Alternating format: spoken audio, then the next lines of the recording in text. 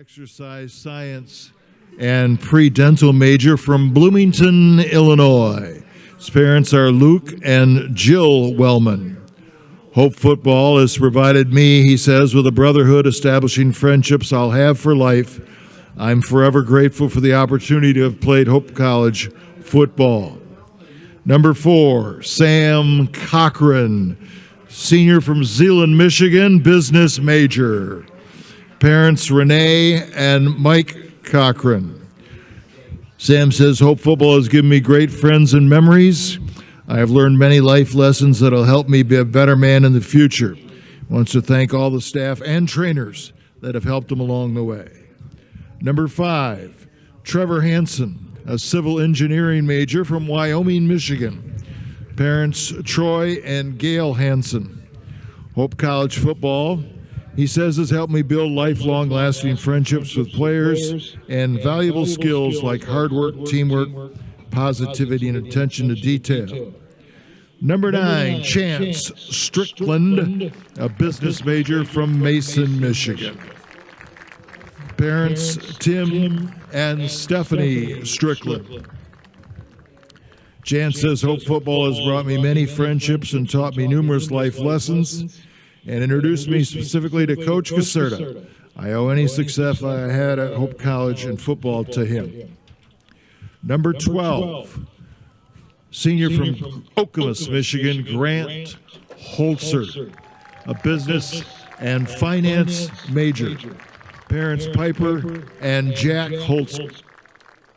Grant says the Hope football program has given me countless friendships, many amazing memories, and taught me the importance of discipline and hard work. Number 14, Tyler Stazowski, a business and leadership major from Hamilton, Michigan. Parents Yvette and Brian Stazowski. Credits Hope football for having an impact on his life and teaching him life skills to become a better man with friends and family, and lifelong friendships with teammates that he'll cherish forever.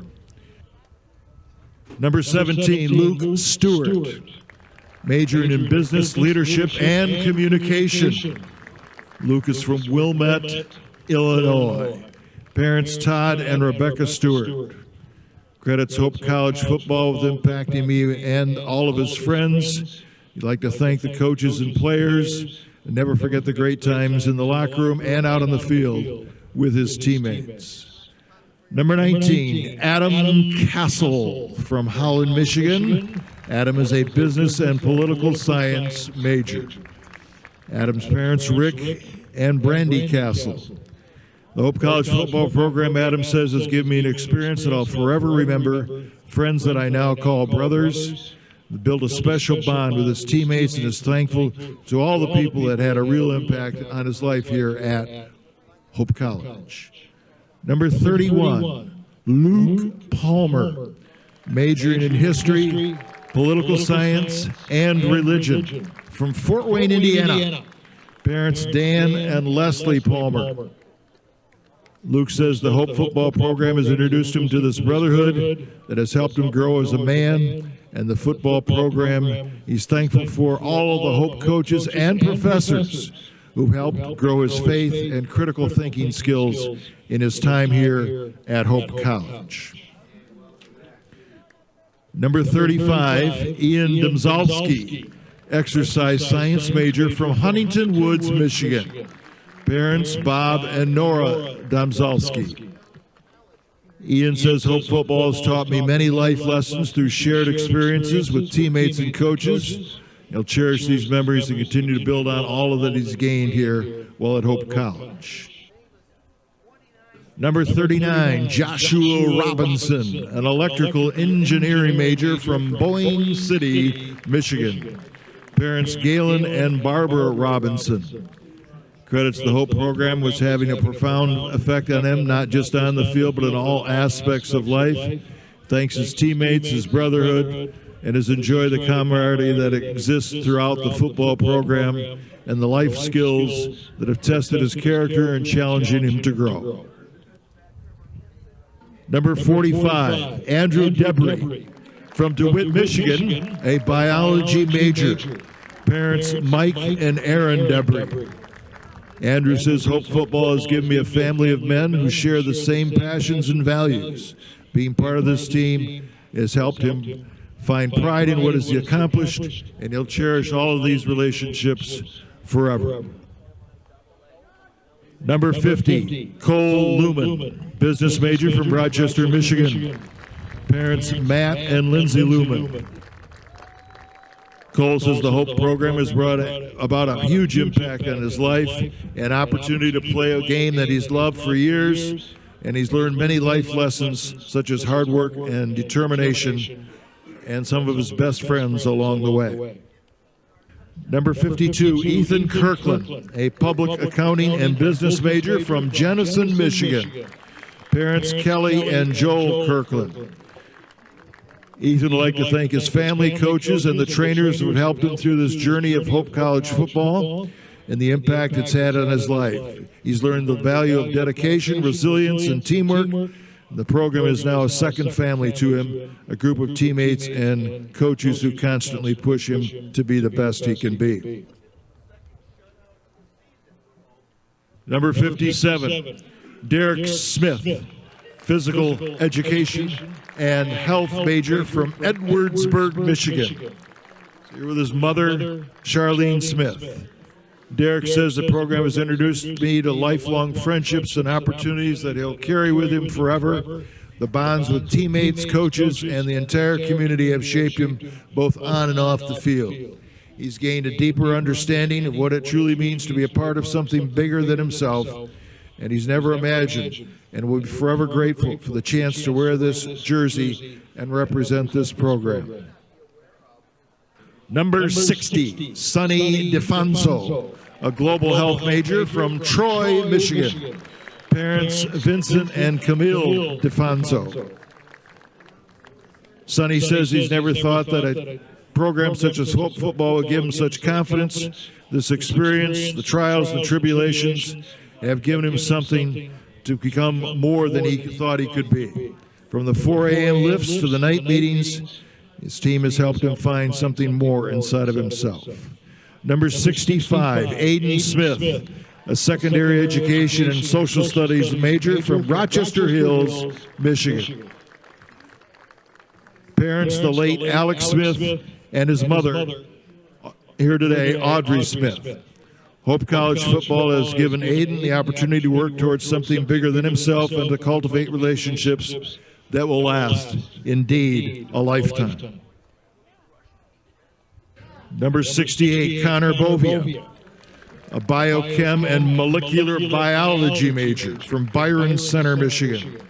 Parents Brian and Jen Bovia.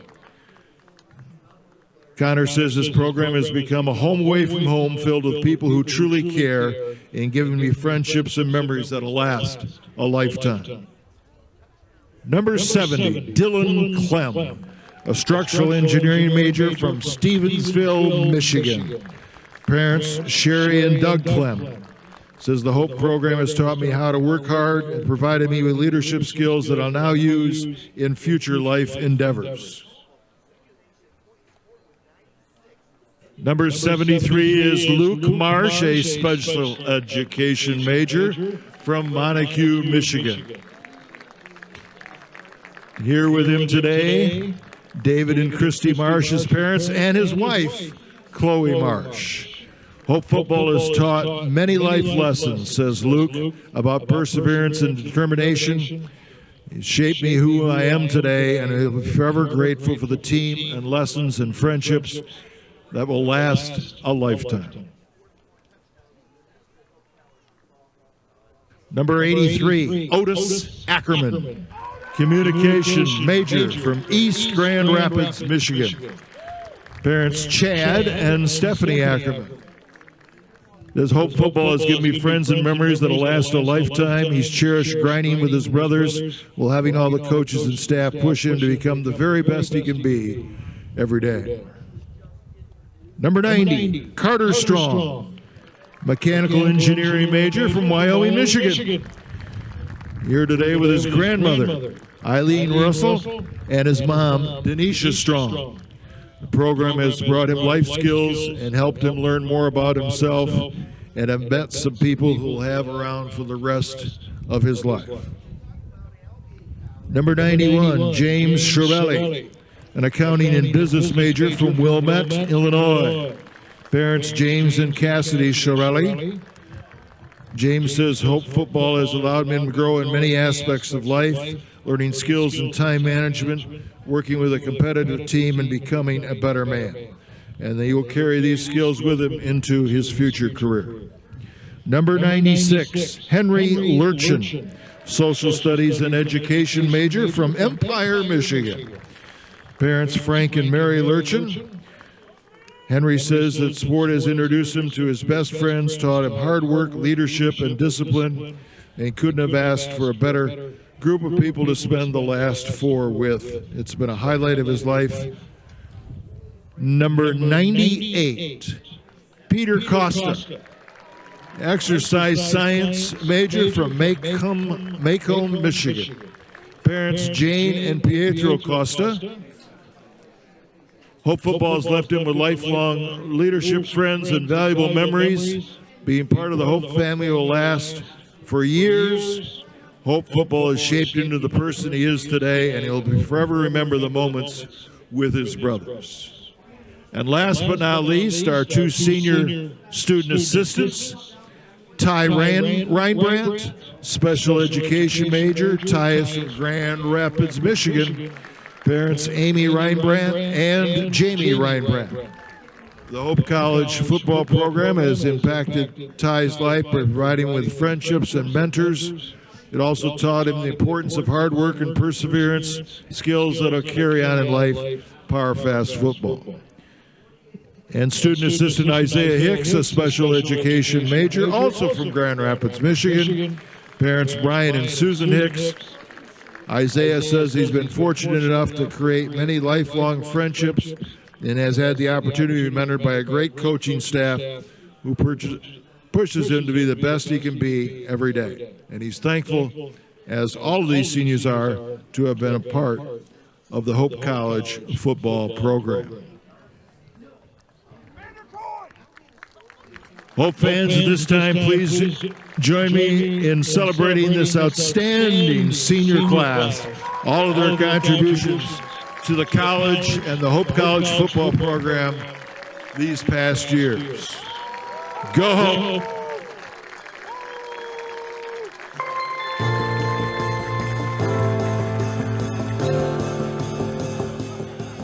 Good afternoon, and welcome to another sun-kissed Saturday afternoon in Holland, Michigan.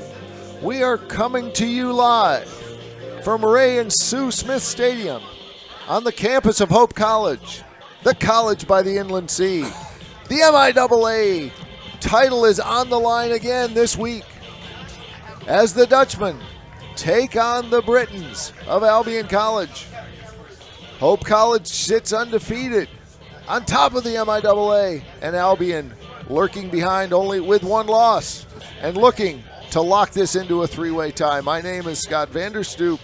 I am joined by Mike Coleman, and as the legendary coach of the then Houston Oilers said, if this doesn't fire you up, your wood must be wet. Mike, how are you? Well, after that comment, Stoop, that's nowhere to go but keep firing this along. So are you talking about Bum Phillips? Is that right? I'm talking about Bum Phillips. There you go. Icon. So, Scott, good to be with you today, and a lot of layers to this onion today on this beautiful Saturday. Before we get into everything, the weather has been just stellar this year. Absolutely stellar. Shades of last year's game against Albion and Hope, and it was raw, it was rainy, it was overcast, but so much better this year as we get set to go for this one. But, Scott, Hope has things in their favor. They win 2 out of the next 3 games. They will clinch their first title since 2021. But it's going to be a test because Albion, like Alma, probably their 2 toughest tests. We handled Alma, but Albion comes in with a fine record, tied for second. They got a lot of weapons.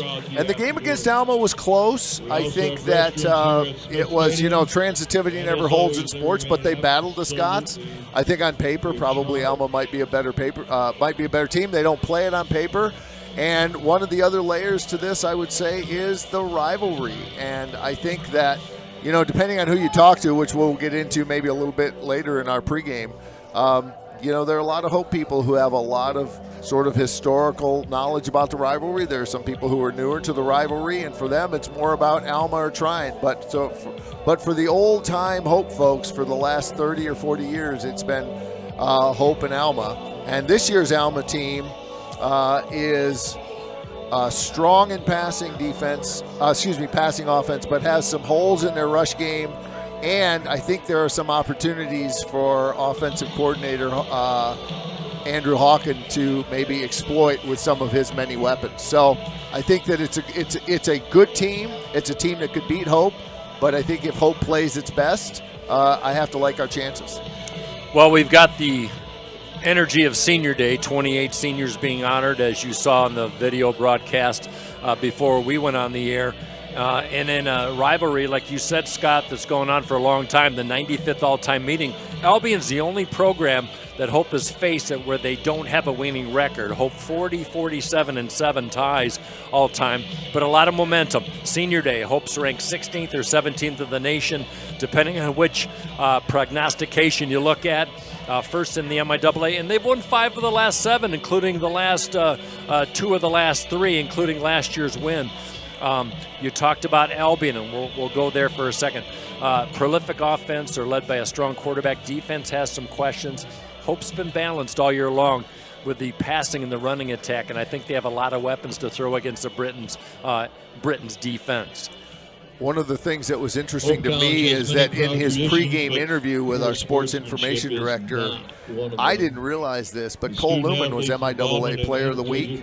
It's the first time that Hope has had an MIAA Defensive Player of the Week. And the reason is because we're so balanced and we don't have a go-to person. For Albion, it is Luke Lovell. He's a senior from Pinckney. We'll go over the whole starting lineup. He's got 2 receivers. He's got Aiden Adams and Dylan Dennison. One of them is more of a yardage guy. The other guy is more of a frequency guy.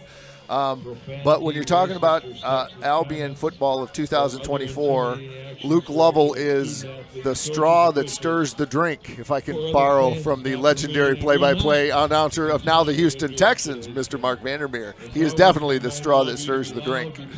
Yeah, he really is. Lovell, second in the MIAA behind the great Carter St. John of Alma in passing yards and touchdown passes. But what makes him such a great quarterback is 2 things. He's a 74% passer. That's top 5 in the nation, and he's got an experienced offensive line that gives him protection. You get a guy like Lovell who does not scramble or run well, but if he has time, he's going to find his mark. And like our Ben Wellman, our quarterback, he's not afraid to go to different receivers. He's got 5, 6, 7 he can choose from, and that's the mark of a good quarterback, not relying on 1 or 2 receivers. And he still has a shoulder. He's thrown it, 199 times on the year, and it is a I'm thinking we'll see a lot of flares and a lot of outs, but you're right. He's got some weapons and he's got some choices, and I do think that they want to get to the quarterback. On the offensive side, I was talking to Andrew Hawken this week, and he said, because I posed a question to both him and to Jacob Pardonnet, the defensive coordinator. I said, what has to happen today? What players need to step up, or what has to happen on your team? And for Pardonnet, it was you won't be surprised because of what you just said. He said our front 7 need to get and disrupt him, Mr. Lovett, and then he thinks we'll be okay. And for Hawk, he said, it's kind of the same thing with the personnel I have. It's kind of the same thing. We need our quarterback to make good decisions, which he has all year, and we need our line to be both pass pro and run block. And they've done that all year. But for him, he said, it's not that different. He said, I know what my team can do. I know its strengths, and we've been doing it, and we just need to keep doing it. So he didn't treat this game as much different because he feels like he's got the weapons and he's got the scheme and he's ready to go.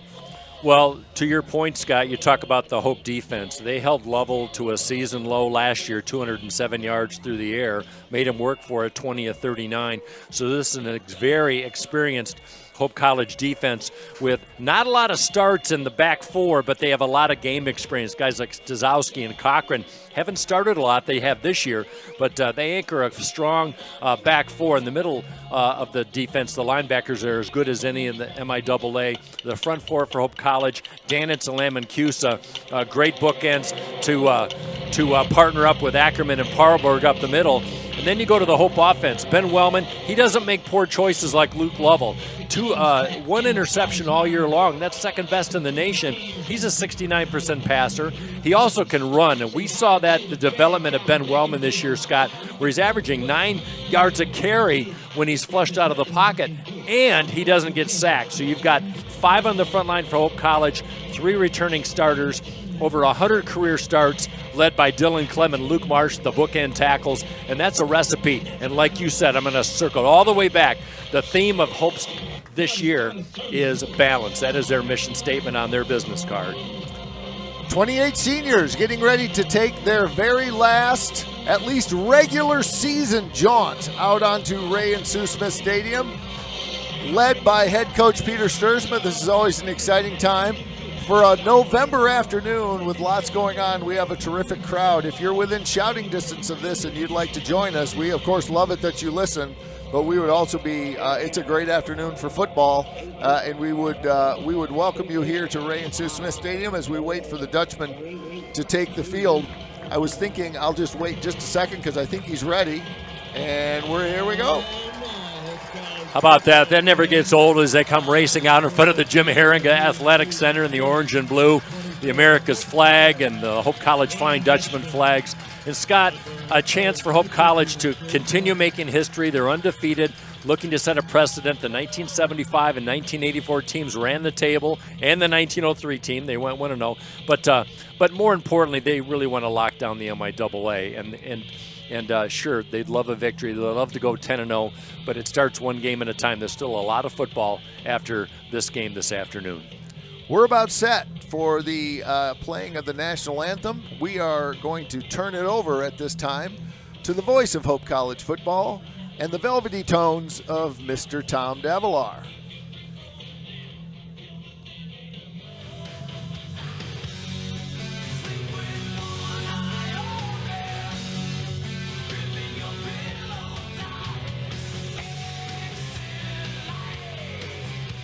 Fans, we invite you to please stand or remain standing. Our flag flying proudly just past the football scoreboard in the south end zone. Please enjoy our national anthem as performed by friend of the program, Mr. Lee Greenwood.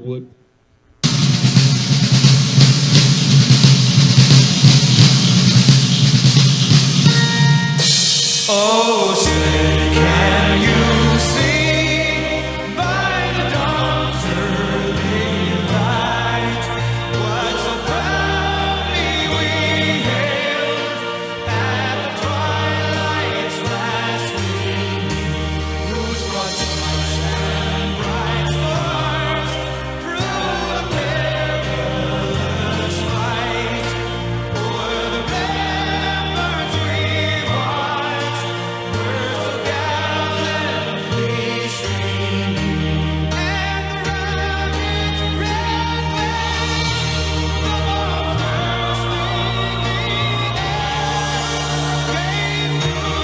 proof through the night that our flag was still there. Sailors that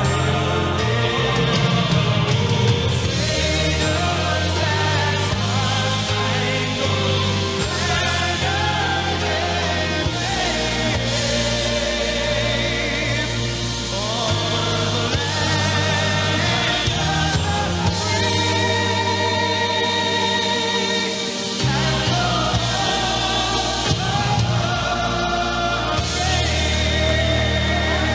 Thank you, thank you, fans. Game time temperature today, according to our meteorologist, Mr. Dennis Van Heitzma, is 48 beautifully sunny degrees How are we on doing, the Freddie? Am second I all day set of here? November. We are 5 minutes Winds away such from as it kickoff. is, Now we're 4.5 minutes maybe late. out of the We're going to take south-southeast a at less 2-minute break, than 5 miles and per we will hour. be back with the starting lineups and a little bit more pregame. You are Your watching officials Hope for this Football. afternoon's contest is Sports, like healthcare, requires commitment. teamwork, and excellence. That's why Hope College selected Holland Hospital and Shoreline Orthopedics to provide athletic training and physical therapy for all Hope College athletes. Get the care you deserve. Trust the team that exceeds expectations. The Holland Hospital and Shoreline Orthopedics Sports Medicine Collaborative. Yeah, my name is Travis Williams. I'm the CEO of the ODC Network. I graduated from Hope in 1998. I studied biology, and then I also played football. In order to be successful, people really need more than just the academic experience, but they need people to come alongside them and help them, coach them, mentor them. I find that Hope College has just been one of the best examples of being able to do that anywhere. As an invested community partner, LVZ is proud to help share Hope stories of transformational impact. Are you thinking about buying, selling, or refinancing? Your title agency matters, and you have a choice. Lighthouse Title started in Holland, Michigan more than 20 years ago and has grown to over 45 locations. We are proud to be local in these communities. Visit Lighthouse Title for more information and use our online widget Louis the Lightkeeper to chat with someone today about how we can help you close on your new home. Welcome back to Hope College and Ray and Sue Smith Stadium. We are going to go down on the field and see if we can pick up the pregame toss. Excuse me.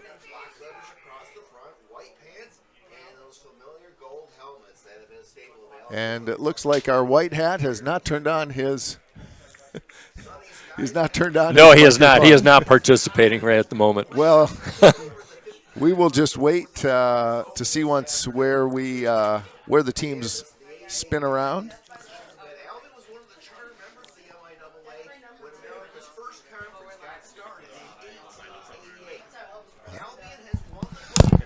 Looks like Albion has won the toss, and the Dutchmen are going to get the football. So Hope College will stare Scott into a pretty good sun. We've said that all 5 home games, which is a good thing, and they'll have a little bit of wind advantage as the temp will be 50 degrees for the start of this one. So they'll start by going north to south. Let's take a look at the Hope College starting lineup on offense. I told Freddie to do offense. I guess I guessed correctly because we'll put the offense on the field first. They're led by quarterback Ben Wellman, a senior from Bloomington, Illinois. He stands 5'11", 203. The running back is Chance Strickland, another senior, 6'2", 235 from Mason. The tackles are Luke Marsh, a fifth-year senior, stands 6'6", 312 from Montague. Sonny DeFonso, another senior at left guard. He is 6'2", 295. Timothy Clay is a sophomore, 6'1", 255 at Byron Center. He's the man in the middle. Connor Bovia, a 6'2", senior, 251 from Byron Center. And Dylan Clem anchors the right side at right tackle, a fifth-year senior. Stands 6'3", 293. The tight end is Sky Vanderkyle. He is a junior, stands 6'4", 250. Grant Holzer, the leading receiver in the MIAA, fifth-year senior, 6'4", 210 from Okemos. The other wide receiver is Johnny Rowan Blanton, a sophomore, 5'9", 181 from Rockford. And Travis Myers, a junior, 6'1", 175. He's a Husky from Forest Hills Northern. We'll get the defense later. Here's Mike Coleman. Thank you, Stoop. Good boot by Gruinski. 2 yards deep. Tyler Amos will bring it out to the 10 on the far numbers hit and breaks a tackle all the way up to the 30-yard line. So the leading return man in the MIAA, Tyler Amos, puts Hope in good position. 1st and 10 for the first possession of this football game.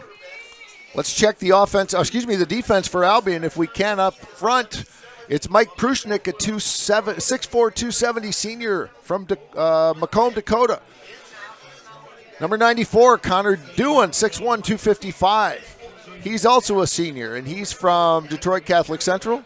Orlando Daniels, a 235 sophomore, stands 6'5 from Plymouth Canton. And we'll get the linebackers after this play. Thanks, Scott Vanderstoop, as Ben Wellman. First start against Albion since 2022. Zach Trainer, the freshman, had the start last year. Play action on the first play of the game. Going deep. He wants Holzer. Contact in the backfield. Broken up nicely. And that was Devon Pearson, the junior out of East Point, Michigan, with the breakup, as that one falls to the turf incomplete. Well, one of the maxims of being an official, especially in a big game, is you never want to draw a lot of attention to yourself on the very first play in a very big game. And probably the default there is to leave your flag in your pocket. It was close, but there was some contact. 2nd and 10. Hope will set it to the ground. Strickland bangs his way over the 35 to the 38. He had 93 yards last year in the win against Albion, 14-6, right here at Ray and Sue Smith. I love how Hawk takes a shot on the first play and then feels comfortable going back with a run game. Absolutely. And he picks up 8. Shows how confident he is in all of the parts of his offense. 3rd and 2 for the Flying Dutchman. And we'll get to the rest of the defense in a moment. Hope leads the nation, 65% on 3rd down conversions in Division III football. Single setback, 2 receivers right. Give to Strickland, picks his way 1st down and more as he works his way to the 44. Straight smash mouth football for the first down of the game. It got into the secondary. Linebackers on that play had to make the stop. One of them is Connor Davey, a 6'3", 225 sophomore from Detroit Catholic. Jaith Joseph, 6'1", 255, 5th year from East Lansing.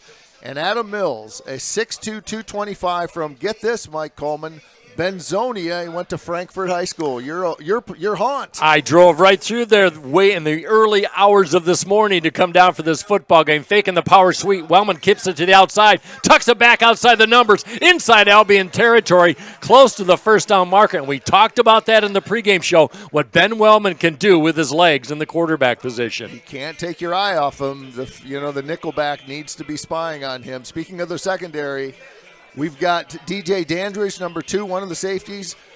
Devon Pearson, a 5'11", 170 freshman from East Point. We mentioned him. Number 21, Jackson Taylor is one of the cornerbacks, 5'10", 165 senior from Temperance. And the defensive backfield is rounded up by Miguel Ocampo, 5'1", 175 freshman from local kid, Godwin Heights. Thank you, Scott. Ben Wellman, 2 years ago, 13 of 31 for a $144, 1 interception. But oh my, has Ben Wellman turned into a complete quarterback in 2 years. Play action once again on 1st down. Pumps, works it near side, overthrows Johnny Rowan Blanton on the near side. Good coverage in the secondary, and Bellman just too much mustard. Single coverage that time by Mitch Raphael. He's a junior from Holt, and it was good coverage. He didn't go for the fake and was able to follow him all the way to the sidelines. Holt's from Lansing Catholic, and we got 2nd down. Wellman 0 for 2 in the early going, but Hope been able to move the football against this Albion defense, 6 in the MIAA, giving up 416 yards per game. Strickland picking his way. He's got a block as he works his way down to the 41-yard line, and looking for that block from number 68, Connor Bovia, the former All-State guard from Byron Center with the key block. Miguel Ocampo brought him down. He's the freshman from Godwin, and it's 3rd and manageable. Front 3 for Albion.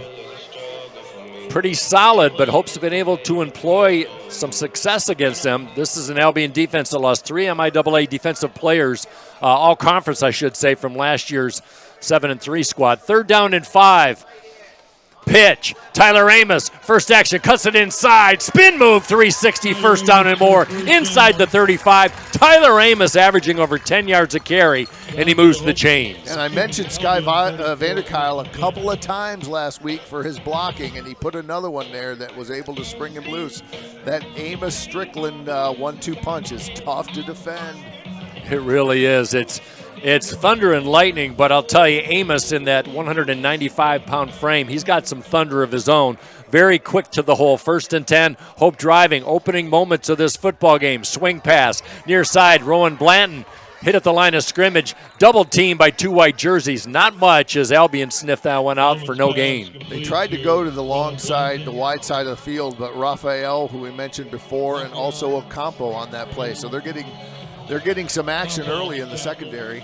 Again, 1st down throw. I wonder if we come with the run again. Raphael doesn't start for Albion, but he gets a lot of snaps from that safety position. 2nd down and 10, just inside the near hash, no score, 11 and change remaining here at Hope in the 1st quarter. Man in motion, Seth Lumen. Handoff, check that, fake the handoff, pass to Rowan Blanton. Good slay of hand, reaching with that football for the 1st down chain. How about that?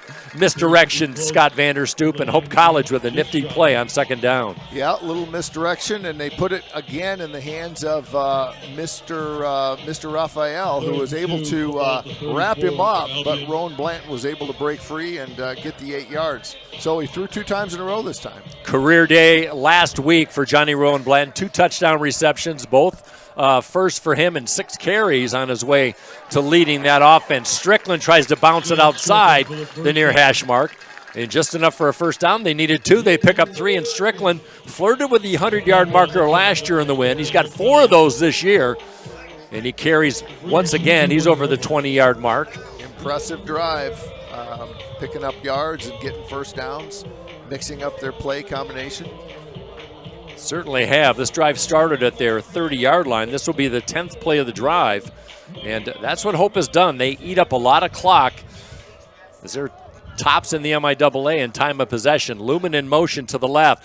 Once again, play action pass. Pass is intended for Lumen, who was in motion. That one led astray, and that one falls to the turf. So Wellman having a little trouble finding his targets here in the early going. It wasn't a great angle. Ryan Debus had good pursuit, and it was a kind of a flatter pass, and I think that time that Ben had to go high and away with it just to make sure that Albion didn't get a paw on it. Yeah, great point. Ryan Debus third on the team with 33 tackles, 2nd and 10. Power sweep. Strickland cuts it back inside. Now works outside, inside the 15. Chased down close to the first down marker. Brought down on the far side by one of the linebackers, and that is Adam Mills. Your Benzonia There's boy. my Benzonia guy. He had a great high school career. He played for Frankfurt, actually, and brother played. Just another long line of great Albion linebackers. 3rd and 1 for Hope. I love Frankfurt. Such a small school, but they're very good in football, and they put all of the graduates from the senior class up on Main Street every year. Yes, they do. Isn't that cool? 3rd and 1. Tough go for them in the playoffs last night as they were shut out by Beale City. Breaking a tackle. 2 360s by Tyler Amos. Works his way down to the 9-yard line.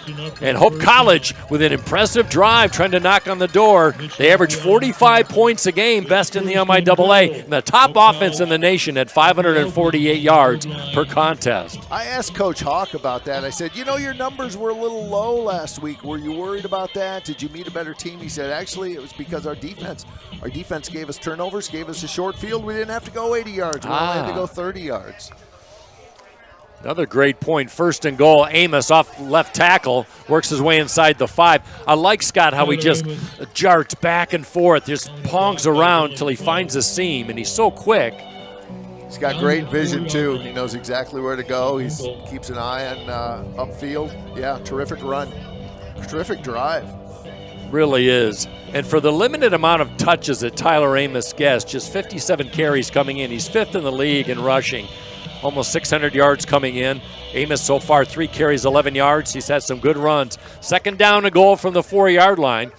Hope with the H-back to the right, 1 receiver, straight up the middle. Strickland upended, flipped up at the 2. Wanted his 17th touchdown. He leads the nation in that category.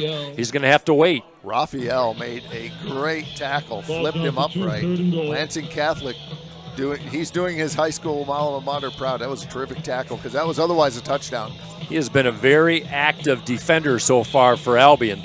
3rd down and 2 for Albion defense. 3rd down conversion, 6th in the league at 45%. And they're battling Hope, like we said, number 1 in the nation. Hit almost 2/3 of their 3rd down conversions. Strickland gets a call. 2nd effort into the end zone. 6 points for Hope College's Strickland with a rushing touchdown number 17. And Hope gets on the board with a massive drive to start the game. Well, to quote Andre Ware, that was a grown man run as he just powered his way through. Or sometimes we might call that a weight room run. Whatever you want. I like both of those terms, Stoop. How about 16 plays unofficially, 70 yards on that drive, and now Caden Balkin, 41 of 42 on the year on the hold from Ben Wellman, pounds it through the uprights, and just like that, taking up half the clock in the first frame. Hope 7. Albion, who has yet to touch the football, will get the football for their first possession. We'll be back with that possession in just a bit, but we're going to take a little break, and we are going to thank some of the good people who make this possible. You are watching Hope College football. into the crowd and make some noise. Fans, your attention please. Some of you have parked illegally up by the Bows Pool. The drive towards Bows Pool. Move some coins, park your car. Oh no, can't do that. You gotta move your cars right now. It's amazing.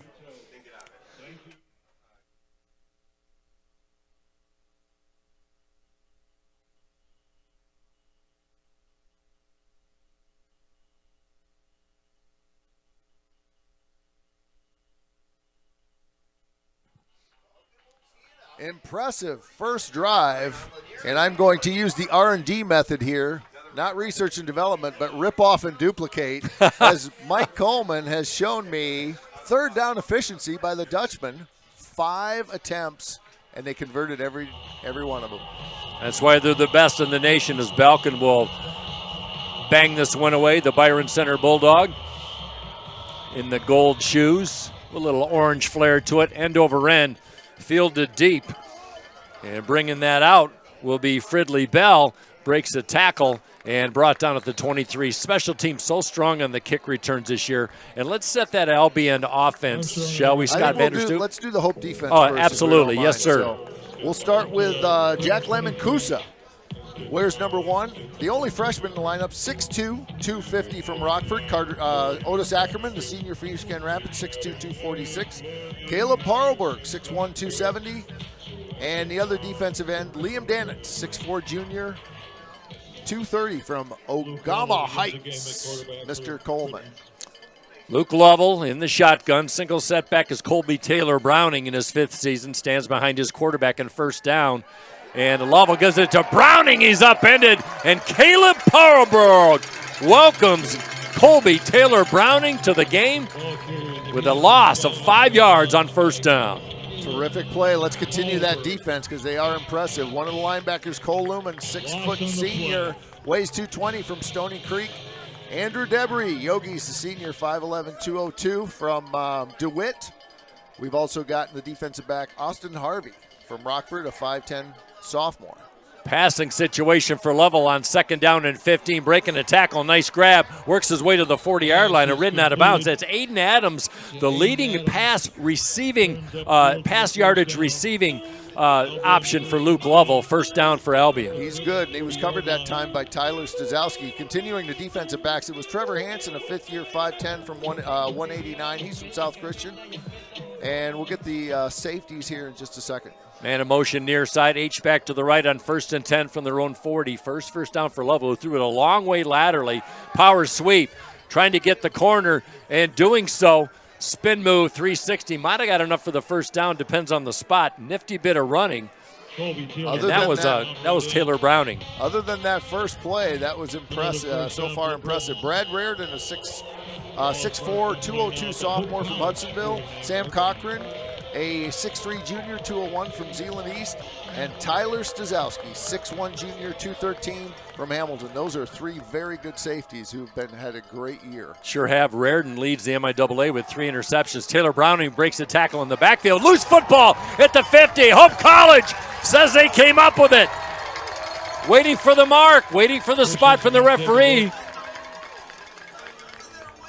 I'm not seeing it, Scott. I haven't seen it either. Lamacusa's holding it. Checking the replay. Football is loose at the 50. I think they're going to say that Browning was down. Second down. Well, no replay in Division III, so we will never know. 2nd and 11. Oh, just 2 fumbles on the year lost for Albion. They don't do that very often. Crisis averted on 2nd and 10. Back to throw. Lovell has time. Now he's bum rushed, and he's dropped back at the 40. Caleb Parlberg with his 3rd sack of the year, and he drives Lovell back for an 11-yard loss. He looked like a linebacker coming in on that. He just leveled him. Great play by the Caledonia junior. You know, Parlberg was a defensive end, and then they switched him to defensive tackle the past 2 seasons, and he's acting like a swift linebacker. He is possessed today. 3rd down and 19 for Albion. 43% on 3rd down conversions, 5th best in the league on the play action pass. Lovell has time, airs it out, going deep, and that's going to sail over everybody. as that pass intended for C.J. Weems, the fifth-year senior out of Godwin Heights. Incomplete, fourth down and punting situation for the Britons. Good coverage by Trevor Hansen. Also had support from Tyler Stazowski. And it's fourth down, so Albion had a kind of a miserable first play, and then they had a really impressive 4 or 5 in a row. But then Hope came up big with a couple of negative yardage plays, TFLs, and they're going to get the ball back. Yeah, Hope leads check that, third in the nation in third down conversions. Hope is in the top 10 in 16 of the 45 NCAA statistical categories. That's how impressive this team has been. Here's a punt by Bowman, fielded at the 35. And I'm going to go back to that previous incompletion, Scott Vanderstoop. Lovell threw that 50 yards in the air on a dime, and that is a tremendous wing that young man has for Albion. Yeah, he's dangerous, and he's dangerous in the flat, and he's dangerous downfield. So those players have got to, those safeties, Reardon, Cochran, and Stazowski all have to be on their very best today. Their defensive backs too, Harvey and Hansen, but Vitti comes in there also, and you'll see each player probably get 30-plus snaps. So there really are 3 starting corners there: Harvey, Hansen, and Vitti. Yeah, Vitti, the transfer from the Naval Academy. Wellman just 1 for 4 for 8 yards, but Hope's 16-play, 70-yard drive, as 62 of those yards were on the ground, and they keep it on the ground on first down, is Chance Strickland, who had 25 carries last year in the win over Albion right here with his ace carry of the day, and he's over the 40-yard mark with 41 unofficially, 2nd and 5. You know, it's more common, at least in the last 2 games, for Hope to go to the air on their first down play because they have so much confidence in their running game. But it sure is nice to get 5 in your pocket and be sitting at second down. Yeah, it really is. Like we always say, it opens up the playbook. But like you said, Scott, Andrew Hawk, an offensive coordinator, not afraid to go to the air on first down, 2nd and 5. Strickland with the carry straight over center, trying to get a block from Timothy Clay, making his 6th career start, the sophomore out of Byron Center on that offensive line. And Strickland moves the chains once again for Hope, their 6th first down of the first quarter. Connor Dewan wrestled him down. He's from Detroit Catholic Central, 6'1", 255. Made a nice play, but not before Strickland could move the chains. Wonderful season by Strickland, first in the MIAA, 764 yards, 7 yards a carry. He's averaged 5.5 in his career, the senior out of Mason. 41 career touchdowns for him. He's 4th on the all-time list. Tyler Amos in this time squeezes his way through right tackle and right guard and makes lemonade out of lemons. Is how he got through, I don't know, but that is a power run by Tyler Amos. He broke a tackle of Connor Dewan at the line, and then later downfield, Adam Mills, and neither one of them could wrap him up. Great run. Tyler Amos, 10.1 yards for carry. That's first in the nation in Division III football, folks. He had 112 yards against Rose Holman. That's his career high with Hope. The only time the Saginaw Valley State University transfer has been over the century mark. Play action to Amos. Wellman with a lot of time. Now he's fleshed out. He's got a room to run. Cuts it back inside. Breaks a tackle as Mills whiffed at the 50-yard line, and Wellman crawls his way down to the 44 of Albion. Defensive lineman Charlie Tams did a good job of catching him. He's a big fella. He was able to catch Ben. It's a good thing otherwise he might probably down to the 25 right now. So great run. He's a double threat. And you said it, Mike. He's a handful with his arm or with his legs. Wellman's eyes must have been huge when he saw that open green turf. Hope in Albion territory for the 2nd straight time. Just over 2 minutes left in the first and a fast-moving first quarter.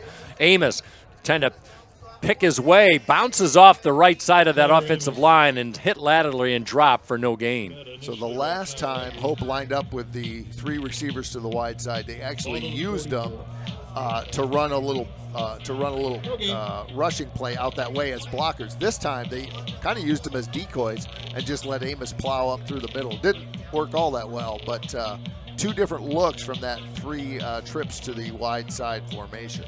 Another stop by Raphael in that secondary for Albion. He's got 5 tackles already. 2nd down and 10 from the shotgun once again. Amos tries to hit it to the outside, wrapped up and dropped as Micah Prushnik, the senior out of Macomb, Dakota, sniffed that one out, and Amos, 2 carries, -1 yards, 3rd and long for Hope.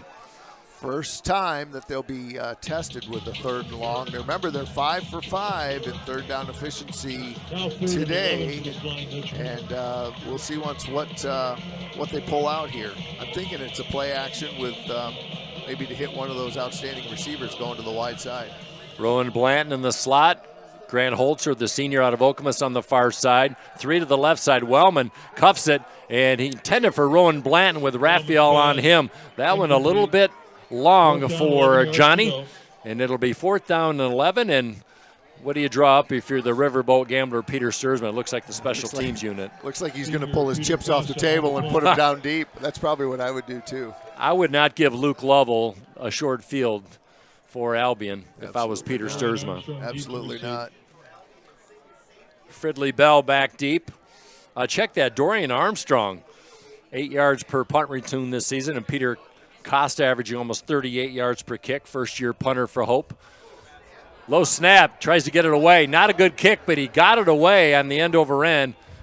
Takes a little bit of a Hope bounce and a break for the Flying Dutchman as it is down at the 16-yard line. Crisis averted for the Dutchman. Yeah, it's kind of exactly what you wanted. It's not exactly how you wanted to make it happen, but credit Peter Costa for getting that out quickly. He didn't want to go and run with it because he never would have gotten anywhere. So good move. It ended well, and Albion's got a long field.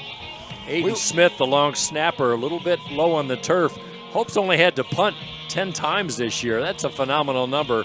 We're in week number 8, game number 8 of the year. Oh, I decided last year I could have been on the team. I could have been the punter. They didn't punt at all. They did not. They should have suited me up. You got eligibility left, don't you? I would think so. 1st and 10, Luke Lovell pitches it over the middle. He's got his tight end and a block downfield over the 20, 1st down and more, as he romps and stomps his way into the 38-yard line, and that is the big man, Trevor Smith, out of Martin, Michigan. Great blocks from Benoit Richards and Dalton Hart on that very well-executed screen. And a good first play from scrimmage. What is that going to be? 24 yards or so. Oh, they pulled it back to the 34. So. Oh, he stepped out at the 34. Tough break, but a 1st down nonetheless for Albion. Other games going on today. Alma hosting Trine. That's a 1 o'clock start. And Adrian hosting Kalamazoo. We'll try and get some updates on those. On 1st and 10, Browning bounces it to the outside. Eludes a negative yard tackle, and he is brought down for a short gain at the 35 on the far side. Good pursuit that time by several of the Hope College defenders as they go out the right side. We've got 1 quarter in the book. Hope leads 7-0 over the Albion Britons. We are going to take a break, and we'll be back with what Mike Coleman would call the second frame. Right after this, you're watching Hope Football. Sports, like healthcare, requires commitment, teamwork, and excellence. That's why Hope College selected Holland Hospital and Shoreline Orthopedics to provide athletic training and physical therapy for all Hope College athletes. Get the care you deserve. Trust the team that exceeds expectations. The Holland Hospital and Shoreline Orthopedics Sports Medicine Collaborative. Yeah, my name is Travis Williams. I'm the CEO of the ODC Network. I graduated from Hope in 1998. I studied biology, and then I also played football. In order to be successful, people really need more than just the academic experience, but they need people to come alongside them and help them, coach them, mentor them. I find that Hope College has just been one of the best examples of being able to do that anywhere. As an invested community partner, LVZ is proud to help share Hope stories of transformational impact. Hope College dominated time of possession in the first quarter, but they only got one score to show for it as they lead 7-0. It's a very determined Albion team. I think we got a ball game, Mike Coleman. Certainly do. We've got contact as Parlberg bum rushed the line from his defensive position.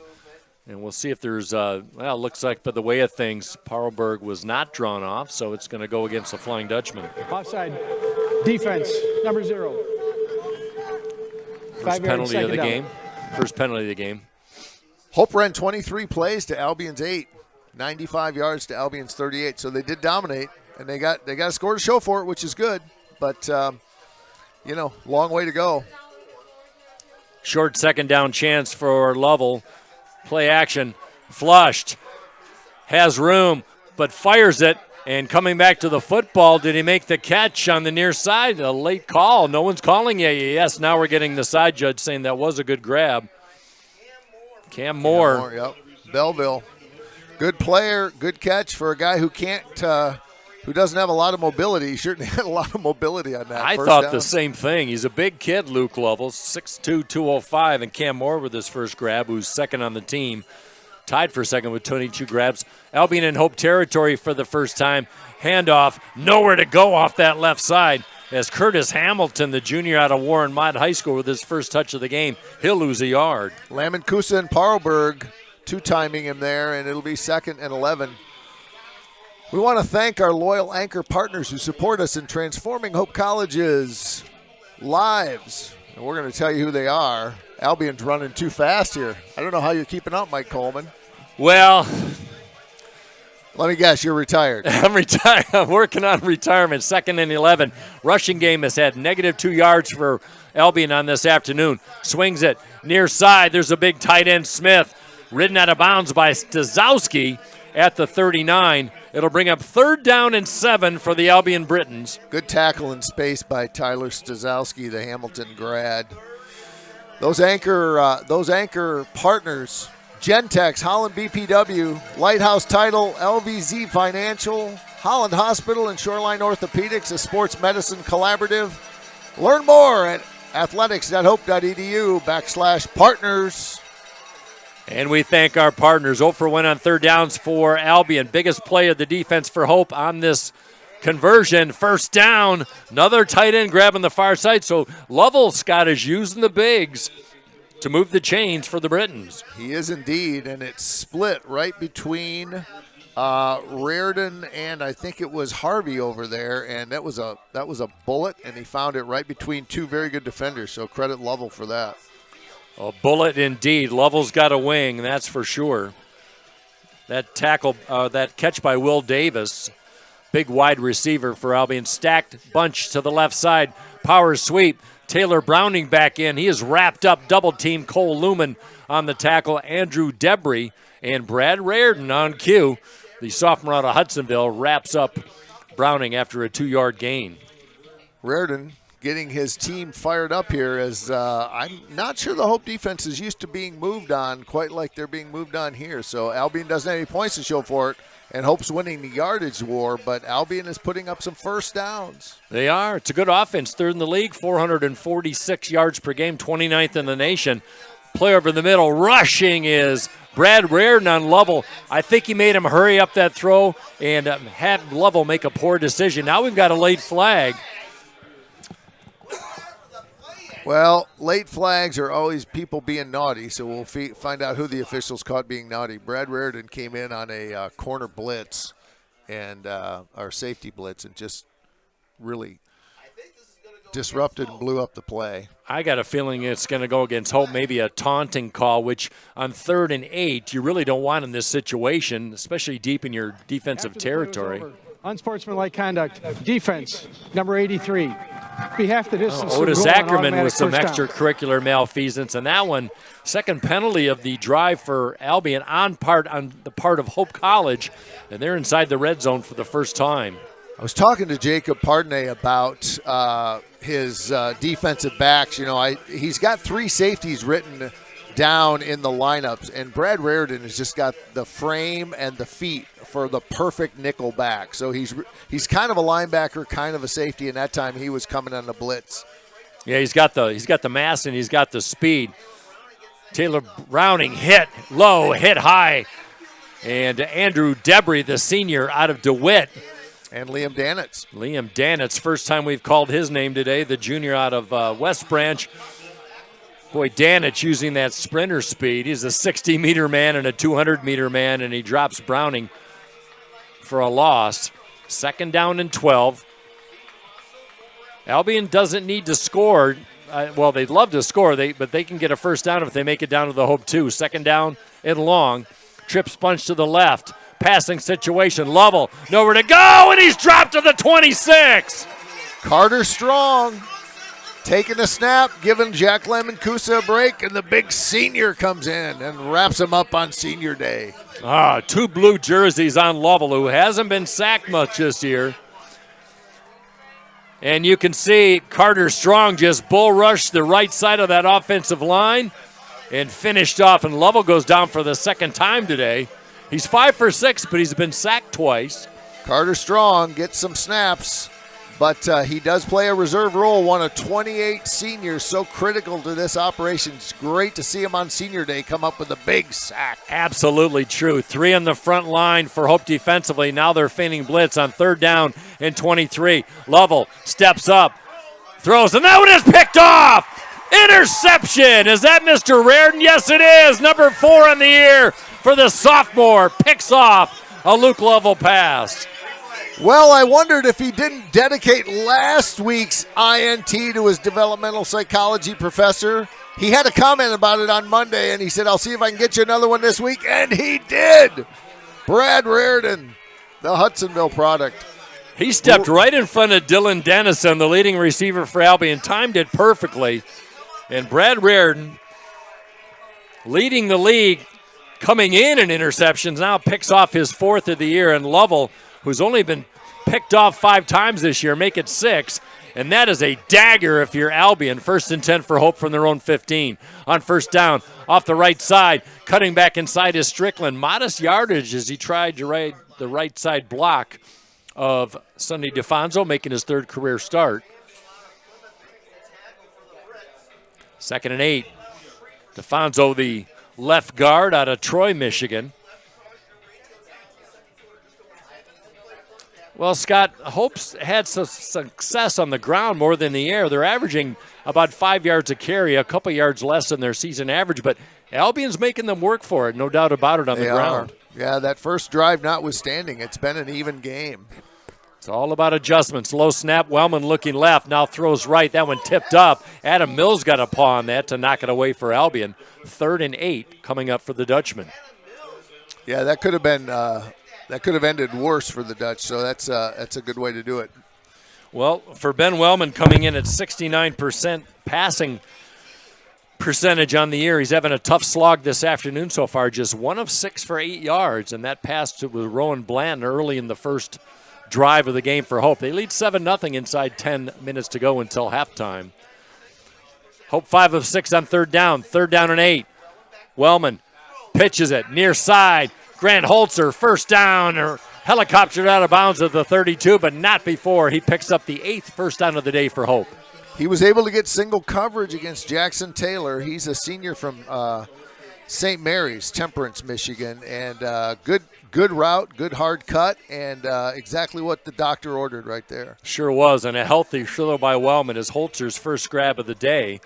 Comes in leading this team with 22 grabs and 534 receiving yards. 1st and 10, they'll scrimmage from their own 30-yard line.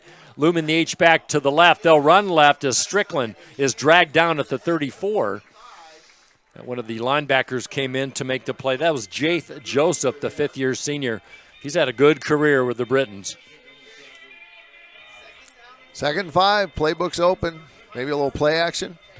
Do we take a shot? I think we're a little deep in our territory for shot time, but you never know. It's been done before. You never know with Andrew Hawken. Loves to slay a hand. He zigs when you think he's going to zag. 2nd down and 5. Strickland with 53 yards on 11 carries. They rode him last year with 25 carries for 93. They give it to Strickland once again. Big hole. Good power move right up the gut as he went over the block of Timothy Clay. Showing some wheels. 1st down Hope. Had a little gallop in that one. He had to get over some people. Wrapped up by Ryan Debus, the inside linebacker. He's a junior from Grand Blanc. He's a one of their better defenders, and he had to come up big there, but not before Strickland can get a 1st down. Strickland gets a blow. Tyler Amos back in. Amos 6 carries, 24 yards on 1st and 10 from their own 41. Drive started at their own 51 after the Reardon interception.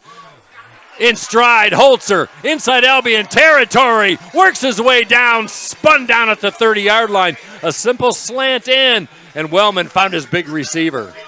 And Lumen did a great job of sealing off his defender, and Wellman was able to put it in, almost like a block out in basketball. And on the replay, you saw Dylan Clem with a key block to the right of Wellman to give Wellman just a split second to get that pass away. And the biggest pitch and catch of the day. First down, swing pass. Amos cuts it back inside, room to run, gaps it down inside the 20, and ridden down at the 15. And we're seeing a lot of that from Wellman this year. He uses his running backs out of the backfield for those little swing passes very effectively. I always like to try to find somebody to credit on the block, but I think we had like 5 guys. It was just a perfectly designed play. Great job by the O-line. O-line with 105 career starts. The H-back, Seth Lumen, terrific blocker. 1st and 10 from the 13-yard line. Hope from the red zone on the year. The most attempts of any team in the MIAA. 83% success rate. 1st and 10, trying to add to their 7-0 lead. Amos breaks the tackle into the end zone. Touchdown! Amos with a power move off the right side as he pounds his way in from the 13-yard line for his 6th touchdown of the year. He's gotten fewer snaps, he's gotten fewer opportunities, but when he gets the opportunity, Tyler Amos takes advantage. He's only had 1 run coming into the year for loss. He's had 57 attempts and picked up, by now, over 600 yards, and terrific 1-2 punch. And it was a really nice move off that right side on the replay. You saw him just with a little jaunt back inside to pound his way in, and Caden Balkin makes it a 14-0 game with a fast-moving first half, 6:44 left. And for Tyler Amos, that is touchdown number 7. I stand corrected. 14-zip Hope. Well, even though it's a fast-moving half, we get paid the same whether it's a short game or a long game, so we'll take it. I didn't know that. Oh, yeah, we don't get paid by the hour. That wasn't in the brochure. It's 14-0, Hope with the lead. We're going to take a short break. We'll be right back. You're watching Hope Football. Are you thinking about buying, selling, or refinancing? Your title agency matters, and you have a choice. Lighthouse Title started in Holland, Michigan more than 20 years ago and has grown to over 45 locations. We are proud to be local in these communities. Visit Lighthouse Title for more information and use our online widget, Louie the Lightkeeper, to chat with someone today about how we can help you close on your new home. You know, Mike, I was a little disappointed Calvin University did not call us to do the game next week, but you can join us at DeVos Fieldhouse next Saturday when the Flying Dutchmen play their first rivalry game against Calvin. You can watch the game on the big giant scoreboard with friends and family. Admissions free. Door opens at noon, kick at 1. There will be giveaways, so you'll want to do that as Albion starts out. Trailing 14-0. Nice return. Fridley Bell leaps over a potential tackler at the 30. Good return indeed by Fridley Bell as he averages almost 30 yards per return. How about that, Scott? That dagger of an interception by Raridan deep in Hope's territory, and they march it right back. 8 plays, 85 yards for their second score. Could very easily be a tie game if it weren't for that big play. Absolutely. We'll get the offense here as in pieces. We'll start with the offensive line. The tackles are Jackson Butler, a junior from Granville, local kid, and Jordan Vitayevsky, a junior from Canton.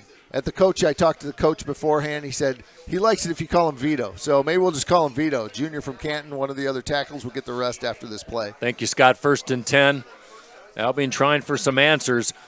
Pass on the flat. Fridley Bell takes a shot, bounces off a would-be tackler, and picks up positive yardage. Great play by Fridley Bell.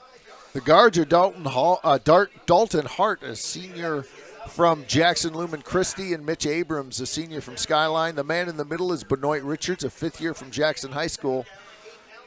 We'll get the skill players after this play. Boy, Lumen just put a lick on Fridley Bell. How he didn't go down, I'm not sure why, but Fridley Bell showing some toughness on 2nd and 8. Lovell wants to put it in the air. The receiver went right, pass went left, incomplete. The tight end is Trevor Smith, a senior from Hopkins, another local product. Colby Taylor Browning is a 5th year from Birmingham Groves. He's a running back. Wide receivers, Fridley Bell, we've called his name. Grand Rapids Catholic Central lives in Caledonia, a local product. Senior from Reading is Dylan Dennison. He's another wide receiver. Aiden Adams, a 5th year from Brooklyn. And Cam Moore, a junior from Belleville. And we all know Mr. Lovell, a 6'2", 200-pound senior from Pinckney. 3rd and 8, yes. Couple Pinckney quarterbacks the last few years for Albion. Trying to get the first down, tackle by Sam Cochran, and forward progress will pick up that first down. Nice pitch and catch. Dylan Dennison. Yeah, Dennison, the leading receiver. Dennison, 31 grabs, 4 touchdowns. First one today, but a big one as it got him a first down. Yeah, he's been quiet playing in his 21st game. 3 receiver stacks to the right side on first down from their own 44. Running game has not been effective for Albion as they swing it on the near side. And Dorian Armstrong, who's their big receiving yardage threat, is wrapped up for a half-yard gain. Sam Cochran making a one-on-one tackle in space, wrapped him up, won the battle.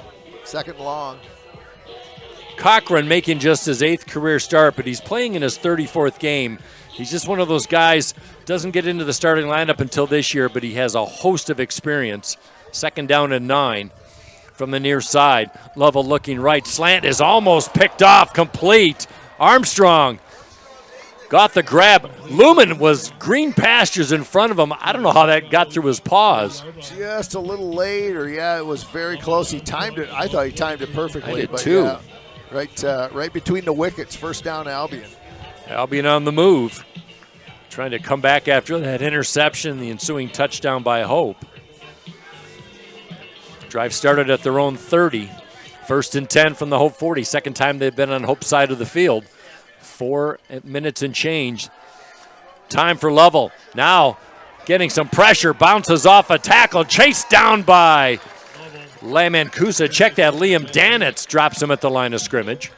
It was Danitz who chased him down. Lamancusa had pursued. I asked Jacob Pardney this year, I said, you got so much experience. I said, how did you know Jack Lamancusa was going to be ready his first year? And he turned to me and goes, when he walked in the door. Big kid, really fast. And, he'll have a great career. When you have a freshman starter, that's a special player in any level. Excuse me. Tight end from formation, Taylor Browning drops in the backfield. Andrew Debris having himself a game today. The senior out of DeWitt drops Browning for a 1-yard loss, and that running game has been non-existent for the Britons. The O-line has been great, and the D-line has been great, and kept the pressure on Loveland when he's been throwing, and really shut down the yardage so far.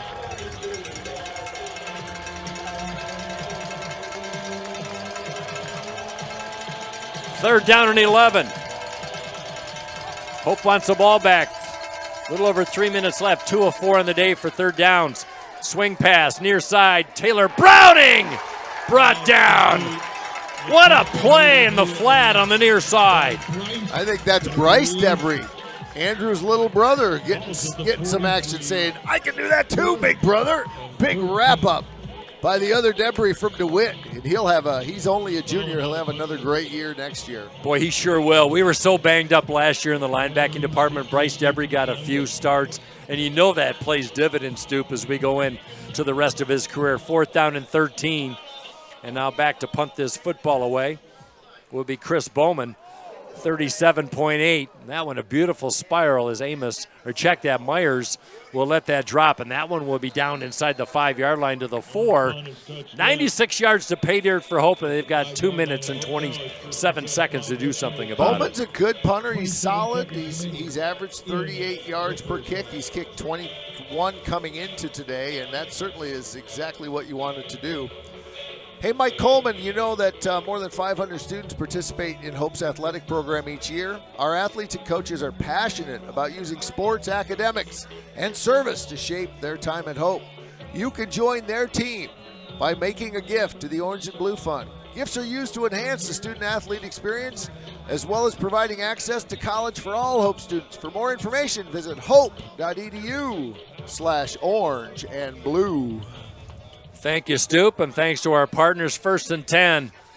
Chance Strickland, left side, breaks a tackle. Breathing room for the Flying Dutchman as he flirts with the first down marker, dropped down at his own 13. Well, after a slow start by Ben Wellman, he has hit on his last 3 pass completions. But on first down, Hope keeps it on the ground and 8 yards for Chance Strickland. Sonny DeFonso came up just a little limpy on that play, but he's still in the game. I thought maybe we'd sub him out and see Kemper Mills, but they did keep him in. It looked like he might have twisted something. Kemper Mills started the first 3 games of the year, as we've got a late timeout, I believe. Oh, the so-called 2-minute warning. It's a 2-minute timeout. That'll give us a chance to take a timeout. We'll take a quick break. Hope leads 14-0. We'll be back with the end of the first half. You're watching Hope Football. The River Place in downtown Holland redefines active senior living. A no-step floor plan is designed around your needs, so you can leave the worries of home ownership behind and enjoy The River Place in downtown Holland redefines active senior living. A no-step floor plan is designed around your needs, so you can leave the worries of home ownership behind and enjoy a vibrant lifestyle right outside your door.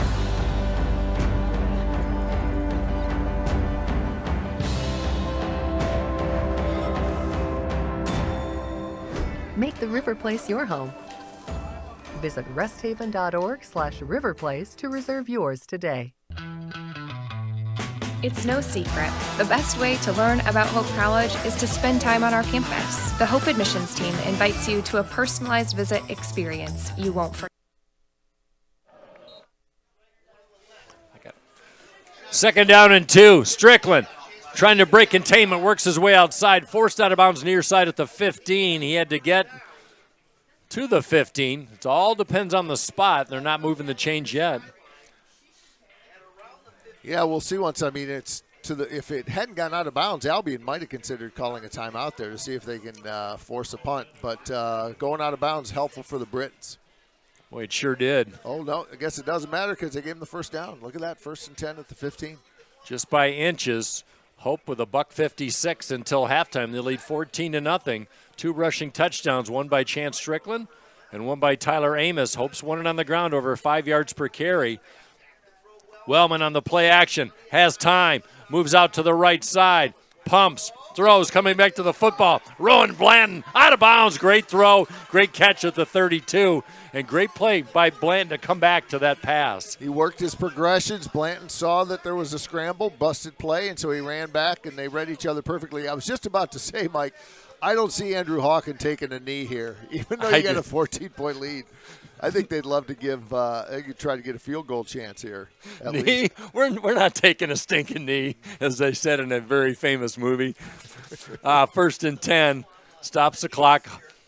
Both teams with 3 timeouts left. Johnny Rowan Blanton with his second catch of the day. Came in at 19, second on the team. Wellman with time, goes for the home run ball. He's got Holzer coming back at the 30, complete inside Albion territory down to the 25 on the bomb from Wellman to Holzer. Holzer got Devon Pearson to turn around, and the ball was a little underthrown, and that's exactly what they needed to have happen because Pearson was looking the other way. What a play, look at that. Little bit underthrow for sure, you bet, Scott, but a nice play as Strickland ridden out of bounds. And that's just what the doctor ordered when they had a lot of field to cover. I think good idea not to take a knee.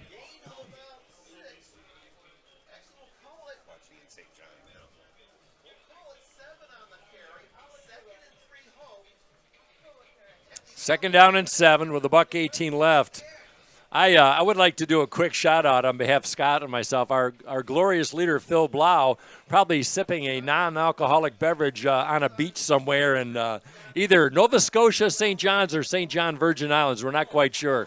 But there's a touchdown pass to Strickland. Going right, passing left. And how about that? Phil Blau, you are a good luck charm. Touchdown, Dutchman. We need more Phil Blau public service announcements because it puts 6 on the board for the Dutch. A little misdirection, play action, and they read it perfect, and Hope executed it perfectly. They now have a 3-score lead, what looked to be a fairly thanks for our replay folks here. Thank you, Valeria. What looked to be what was going to be a battle in the first half. Hope has opened up a so far comfortable lead. And Chance Strickland just kind of snuck out of the backfield. He was wide open on the near side. as the extra point by Balkin is good. Ben Wellman, his 10th touchdown pass, and now 7 in the last 3 games. And Chance Strickland with his 2nd touchdown of the day.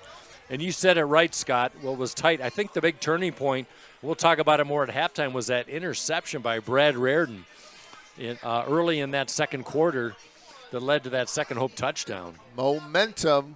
We want to thank our great student workers here. We've got Shane Siegel up top, working on his tan. He's on the wide camera, the field cam tonight. Mr. Philip Ortiz. Oh, no, Philip's on the wide cam upstairs. He's working on his tan. He's a local kid. He's from West Ottawa. Shane Siegel's got our field cam today. He's a Plymouth native. Emma Urich, who helps me a lot in volleyball. She's from Aurora, Illinois, and is too young to know what Wayne's World reference is. I've told her she's got some homework to do. Oh my. She is on our hero cam. That's my favorite cam.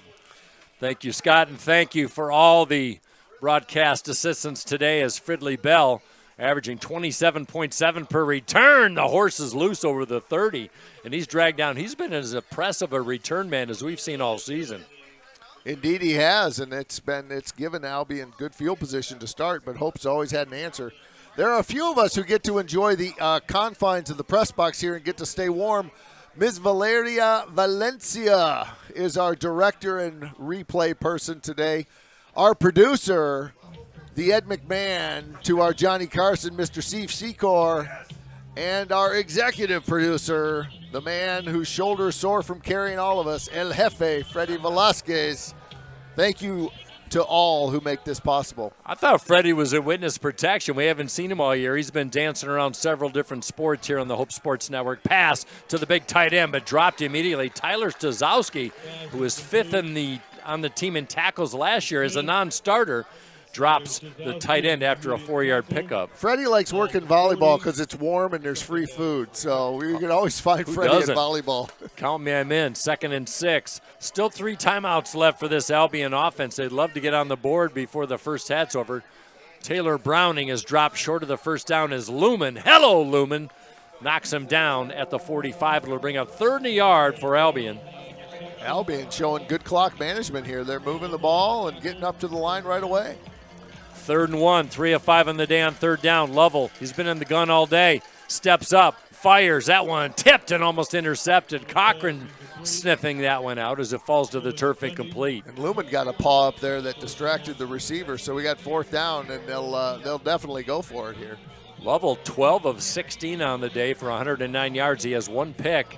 And Albion's going to punt the football away. Well, don't listen to me. I've never coached it down in my life. I thought for sure with 18 seconds, but you don't really want to give Hope a short field, a couple first downs. All of a sudden, you might have a field goal attempt. So, I think a sign of respect for the Hope offense that they're going to kick it away here. Yeah, the most prolific total offense team in Division III football, almost 550 yards per game, as the punt gets a nice Albion roll inside the 10-yard line with 6 seconds remaining, and that will be downed with 5 seconds left. And we were talking about Andrew Hawkins' offense, Scott Vanderstoop. Is he going to take a knee up 21-0? I think he might to take us to half. I think, even now you got to take a knee.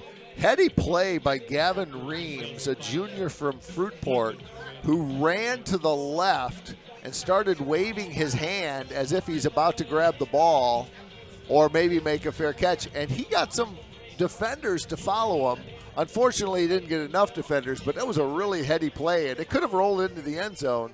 As that will put a cap on the first half.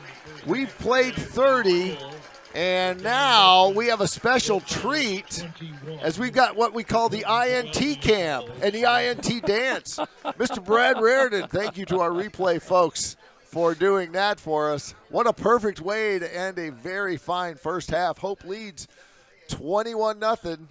Mike Coleman, it was you worried because we only got 7 in that first half, first quarter, and you thought maybe we might have a ball game, and it was probably the INT by Reardon that probably turned the tide, and Hope's got to be feeling pretty good. I mean, it's a powerful Albion team, but they're doing what they need to do. I think that was the play of the game. If you had to hold me to it, Scott, as Hope had averaged 21 points a game in the first quarter. They have outscored their opponents in the first half now, 243-24. In the second straight week, they have shut out an opponent in the first half. So all cylinders for the Dutchmen. Balance, this team's all about, and they're showing it in the first 30 minutes. Stuttering start by Mr. Wellman. You know, he only was 1 of 5 or 1 of 6. He ended the half 7 for 12, 144 yards, a touchdown, and a quarterback rating of 186. So, you know, starting out really light like that, it was a terrific half by Wellman as well as Strickland and Amos. So lots of good things going on, including some good news for Mr. Strickland. Absolutely. Our sports information director, Alan Babbitt, the best in the business, has just informed us with 77 first half yards. Chance Strickland has 1,999 in his career and a chance to break the 2,000 mark. And that is rare air for Hope College running backs, and that's a lot to celebrate as he is dancing with those numbers. And no doubt about it, barring any injury of that sort, he will surpass 2,000 for his career, the senior for Mason. Indeed he will. It's been a good first half. We are going to take a little break. The good folks at Hope Video Services have put together a few things for us this halftime. I'm Scott Vanderstoop along with Mike Coleman, and we will be back for second half. Do not go away. You're watching Hope Football. Sports, like healthcare, requires commitment, teamwork, and excellence. That's why Hope College selected Holland Hospital and Shoreline Orthopedics to provide athletic training and physical therapy for all Hope College athletes. Get the care you deserve. Trust the team that exceeds expectations. The Holland Hospital and Shoreline Orthopedics Sports Medicine Collaborative. Yeah, my name is Travis Williams. I'm the CEO of the ODC Network. I graduated from Hope in 1998. I studied biology, and then I also played football. In order to be successful, people really need more than just the academic experience, but they need people to come alongside them and help them, coach them, mentor them. I find that Hope College has just been one of the best examples of being able to do that anywhere. As an invested community partner, LVZ is proud to help share Hope stories of transformational impact. Are you thinking about buying, selling, or refinancing? Your title agency matters, and you have a choice. Lighthouse Title started in Holland, Michigan more than 20 years ago and has grown to over 45 locations. We are proud to be local in these communities. Visit Lighthouse Title for more information and use our online widget Louis the Lightkeeper to chat with someone today about how we can help you close on your new home. The River Place in downtown Holland redefines active senior living. A no-step floor plan is designed around your needs, so you can leave the worries of home ownership behind and enjoy a vibrant lifestyle right outside your door.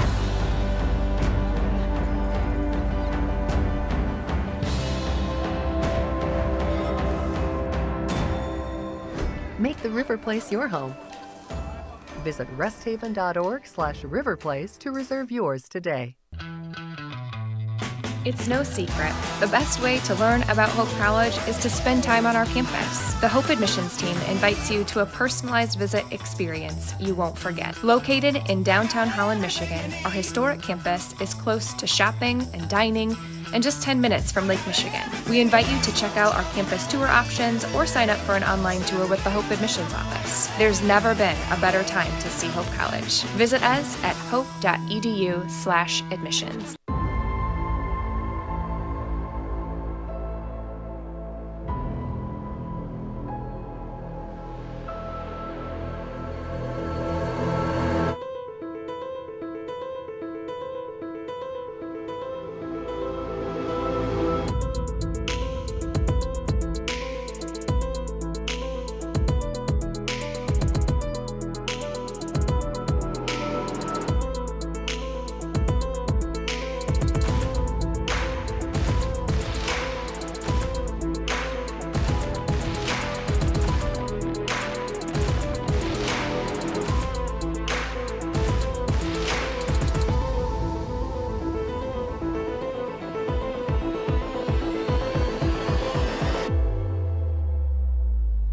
If I do it, then I'm doing it to death.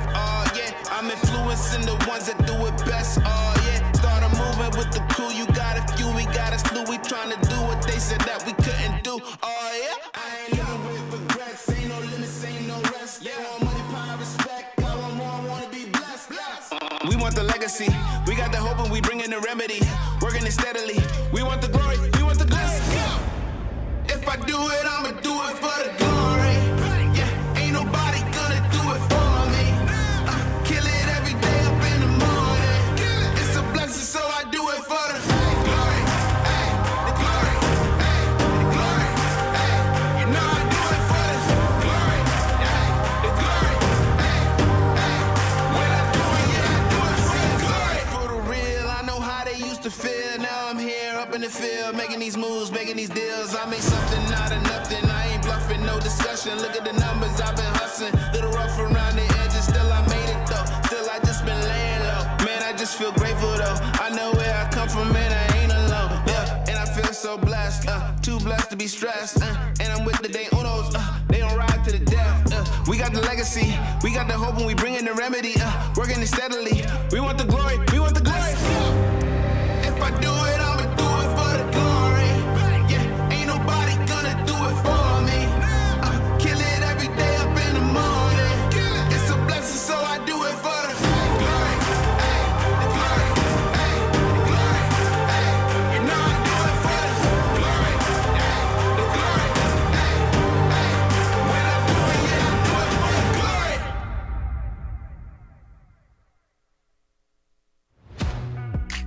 There are over 5,000 colleges and universities in the United States alone, and nearly every single one of them is named after a location or a historical figure.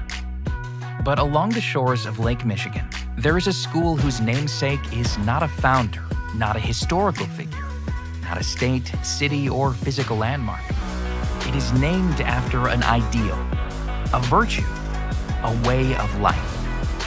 Its name is hope.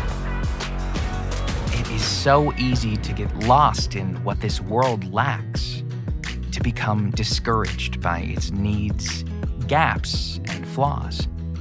Can we see beyond the uncertainty and brokenness? At Hope College, we do. Not by ignoring the world as it is, but by learning and living with the belief that this is not the world as it should be, by driving to understand, to unlock clarity, to amplify truth, by leading with inspired compassion, by embodying a vision that illuminates greater opportunity for all, by serving with anchored conviction, using our collective gifts to offer this world what it needs most. Hope. Not simply hope as a desire, but hope as a way of being. Because hope has changed the way we see the world, and hope drives us to change the way the world is. Because hope shapes our calling. Because hope inspires our dreams. Because hope empowers our talents. Because hope frees us to try. Because hope transforms what we believe, transforms how we act, transforms who we are. At Hope College, we know this life-altering grace is a gift we have all been given, and it is the greatest gift we can offer the world. Hope transforms.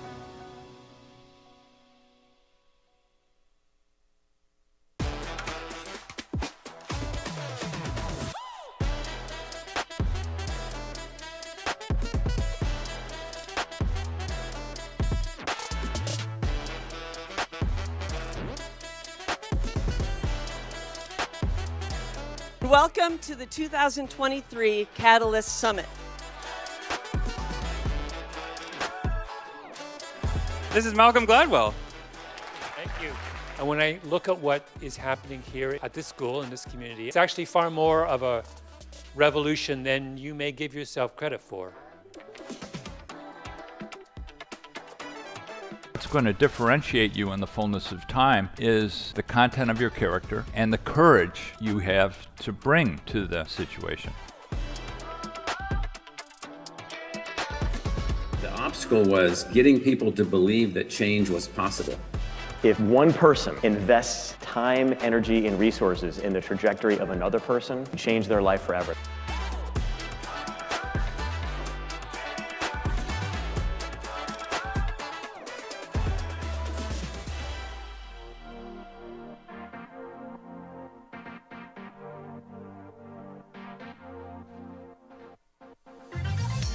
And in getting to know them individually and a group, they have brightened my heart and spirit as to the future of young people at Hope College. It's like the biggest investment and trust a college can give to a student. And when a 17 or 18-year-old is invested by that much, I feel like it changes your daily life.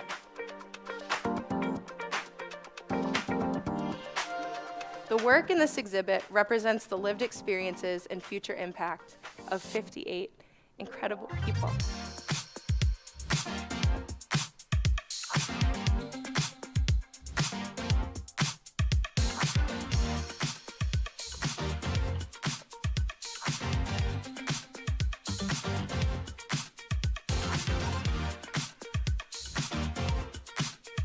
Very late night. Yeah, very late. Yeah, Very late night at 7 o'clock. Yes, that's right.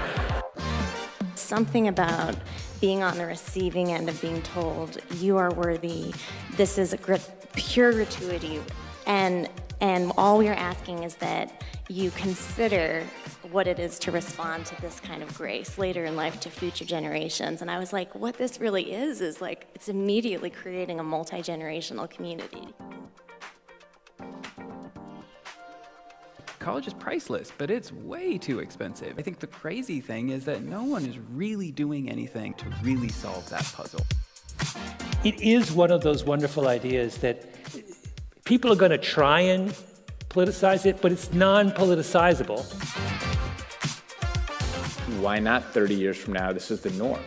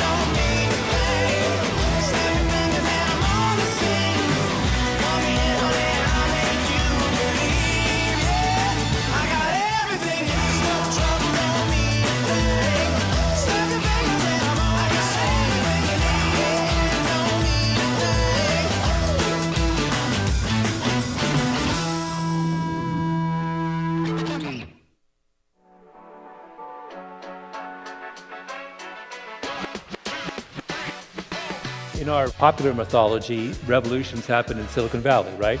But no, the revolution happened here. I think we are starting a revolution. It's coming from a very strong sense of who we are. It's immediately creating a multi-generational community. There's something magical happens when you shift from being a payer to being a giver. Hope Forward has 58 students, I think, today-ish. You know, when we started in '94, we had 47. It's doable. What they're trying to do is doable. Getting people to believe early on is the hardest part. It has given people a sense of belonging to a cause greater than themselves. This can happen. This is possible, and we need each of you to be brand ambassadors for this initiative. We're all aware of the crisis in American education. There are other crises as well that I think are linked to it. The second is the crisis facing our young people, the mental health crisis. And the third crisis is the crisis in our church. And when I look at what is happening here at this school, in this community, I see it as not just addressing the first of those crises, but all three of them. The students are incredible, and the idea is incredible. Why not 30 years from now, this is the norm? I've said this a million times, but who better than a place called Hope to run toward things that to the world look hopeless?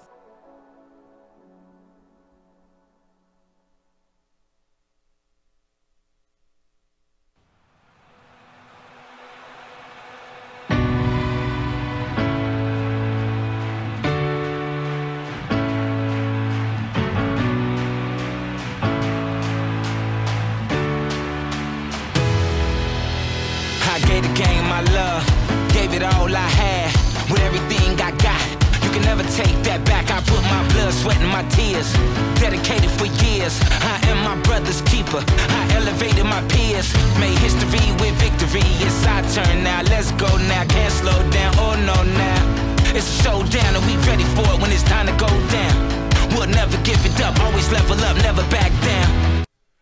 Welcome back to Ray and Sue Smith on the campus of Hope College, where the Flying Dutchmen have lurched out to a 21-0 lead over the second-place Albion Britons and their regular rivalry in football. Hope College really dominated all elements of the first half. The first quarter was much more even, but at the end of the day, when the dust settled, they hung 274 yards on the Brits, 144 of them through the air, 130 passing.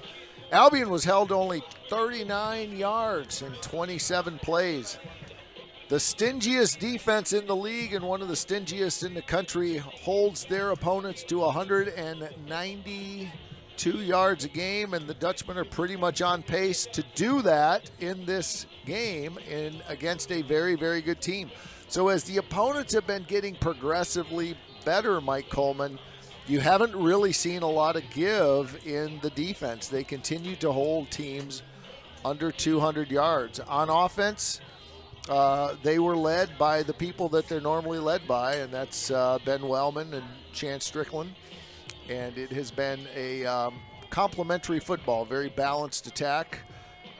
Things going well for Chance. He's carried 15 times, picked up already 77 yards. He's about to break a record, as Mike had told you before the half got started. Tyler Amos got some opportunities as well, 7 carries for 37 yards. And they've held Luke Lovell in check, I guess you could say. He's still going to get his yards. It's probably like trying to guard LeBron James or something like that. He threw it 16 times, completed 12 of them, 1 picked off, a critical interception that really turned the game. He's got 109 yards, and he's distributed the ball to 4 different receivers. And then their main runner has been held stifling, as we were talking about at halftime. 7 carries for only 14 yards for Mr. Colby Taylor Browning. A good Hope College half on a good Saturday afternoon. Boy, complimentary football. You hit it right on the money, Stoop. I mean, where do you start? Let's start with the Hope defense, like you said. Albion with a pretty adequate rush offense, but Hope College right now coming into, the 4 MIAA games plus this one, they're only giving up 25 yards a game of rushing offense, and that would set a record. And I know I harped on that in the first half, but that that just shows you how prolific this rush defense has been. And then Chance Strickland, they fed him the rock early, Scott. They got the running game established. And if you're Albion, you got to be happy that you're only holding Hope to 5 yards a carry. Hope still, I mean, they averaged 7.5 per touch. So Hope got the running game started, and then Ben Wellman started to warm up. And we're seeing that balance and that complementary football indeed. Here's Caden Balkin to start the second half. Albion will get the first touch as he puts a squib and picked up by Fridley Bell, who had a good first half return-wise, but he's wrapped up at the 23, and Albion will start 1st and 10. Just 93 yards of total offense. Luke Lovell, 12 of 16, but he's been sacked twice, and those 2 sacks were huge. Hope College's women's volleyball team clinched a share of the MIAA championship last night on the road with a straight set victory over Alma College. They were led by their right side hitter, Annie Lockett with the rocket, who had 11 kills, 300. The team hit a sizzling 337 hitting percentage and held Alma to a negative 057. If you know what that is, you are a true volleyball fan. Hope with an MIAA championship in volleyball, and they can wrap that up and claim it all to themselves if they can defeat Trine next Friday, and then they will host the MIAA championship the next weekend, and then possibly, Mike Coleman, we could have a weekend. I don't want to get too hopeful or look too far ahead. We could be hosting an NCAA regional in volleyball and an NCAA playoff game in football. And you call a lot of volleyball for the Hope Sports Network, Scott Vanderstoop, and it's pretty exciting times for the volleyball team indeed. As a pass to Aiden Adams on first down, followed by a run, moves the chains for Albion, who have not had an answer to this Hope defense in the first half, 21-0. And we go back to that Brad Raridan interception early in the second quarter that turned the best Albion drive for naught. I don't know what you're teaching them in that class of yours, Stu, but it must be paying off. 4 interceptions. We work on corner coverage. We work on single. Pressure on Lovell, has to throw it away as he is blasted out of bounds. Debris, and that is Liam Danitz combined to force Lovell to have to throw it away. And it's been a clean game. You know, we had that one very unfortunate, unsporting call on Hope early. But for the most part, neither team has had many penalties. We haven't heard the voice of the White Hat much at all. And Hope cleaned up their unsporting conduct, and they've had a very clean game, and that's been very helpful. One of the reasons why the game's gone so fast. And Hope really had to clean up their penalties in general. They had a really tough start the first 3 or 4 games of the year. Too many penalties for head coach Peter Sturzman's liking. There's a nice play. Colby Taylor Browning goes airborne after a nice catch, and Albion floating with Hope territory. They're going to mark it down at the 49, their own 49, 1st and 10 for Albion in the opening drive of the second half. I wonder if Hope didn't see that screen coming, because they only rushed 3, but yet it was very well executed. And finally, who was it? Trevor Hansen, who had to kind of do the little somersault tackle for him. But nice play by Albion. Hope showing blitz on a 3-man line and a short game by Browning. Scott, if you have that much confidence in your rush defense, they normally play a 4-3. Right now they're playing almost a 3-2 with like a nickel or a 6-back coverage in the secondary. That shows a tremendous amount of confidence on your front line. Indeed it does. Checking into the game now, it looks like they're going to go with a bit more of a pass package here. Otis Ackerman is back in the game, though. They do have 4 down linemen. 4 down line indeed. 2nd down and 9. I think Raridan's coming. There he goes. Play action, quick hitter. Fridley Bell on the far side. Big receiver. He had some room, but he got tripped up. And that was Lamin Kusa who got a paw on him, or he was off for the races on the far side, but another first down for Albion. I don't know if it was lucky or good, but it worked out well. If it was a good read by Lovett, because Raridan was coming from his left and he went to his right, and it was a nice play by the Brits. 15 of 20 on the day for Lovell, the senior. 3rd first down of this drive. They try to power sweep it on the near side. Taylor Browning getting outside edge. Stiff arm gained some extra yardage down to the 30, and the best drive of the day for the Britons. They have to do something. They have not been able to find any purchase, a team that averages on offense 34 points a game. Broke a stiff arm, broke a tackle on Liam Dannett, usually reliable Liam Dannett, so good heady and gutsy play. Best rush of the day for Taylor Browning. 1st and 10 from the Hope 29, working quickly. Browning to the right of Lovell in the gun. Slot receiver to the right on the play-action pass. Lovell dancing. Goes right. Lumen with a beat on him, and once again, Lumen puts a lick on Lovell, who has to throw it away on 1st down. Great pursuit. Yeah, great coverage by the secondary, forcing Lovett out, and then Lumen decided I'm done covered. You all can handle this, and he came in and just really put the wood to him. That's something I would not want to see. Cole Lumen, 6 foot 220, the senior out of Rochester Stony Creek, bearing down on me. 23rd career start for Lumen.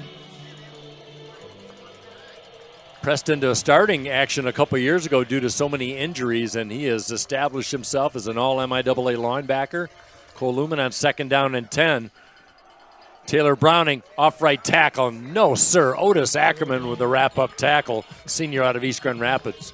Yeah, I think it was a sort of a run-pass option, and it looked like they decided to go with Browning that time, but it was suffocated and snuffed out well by might have been a good play-action play, although either way, Hope's been pretty solid on all these, but that time they were ready for the run, 3rd and long. Yeah, it seemed like they were. Albion not great on 3rd down today, 3 of 6, but they've done better than most teams have against this Hope defense. They need 10 down to the 19-yard line. Lovell, deep drop, fires on the down and out, complete, and a nice grab by Dennison, who's ridden out of bounds, and that is such a strong arm to cover that much territory laterally. So Sam Cochran blitzed, which left the Albion receiver in single coverage, and it was a good read by Lovett as he picked up the blitz and got rid of it quickly. Dylan Dennison, like Grant Holzer for Hope, the Albion receiver Dennison, big frame at 6'3", and he lines up with Weems on the far side. Check that is Weems, and now the tight end once again lowers his shoulder as Trevor Smith with his 3rd grab. Check that fourth grab of the day. Yeah.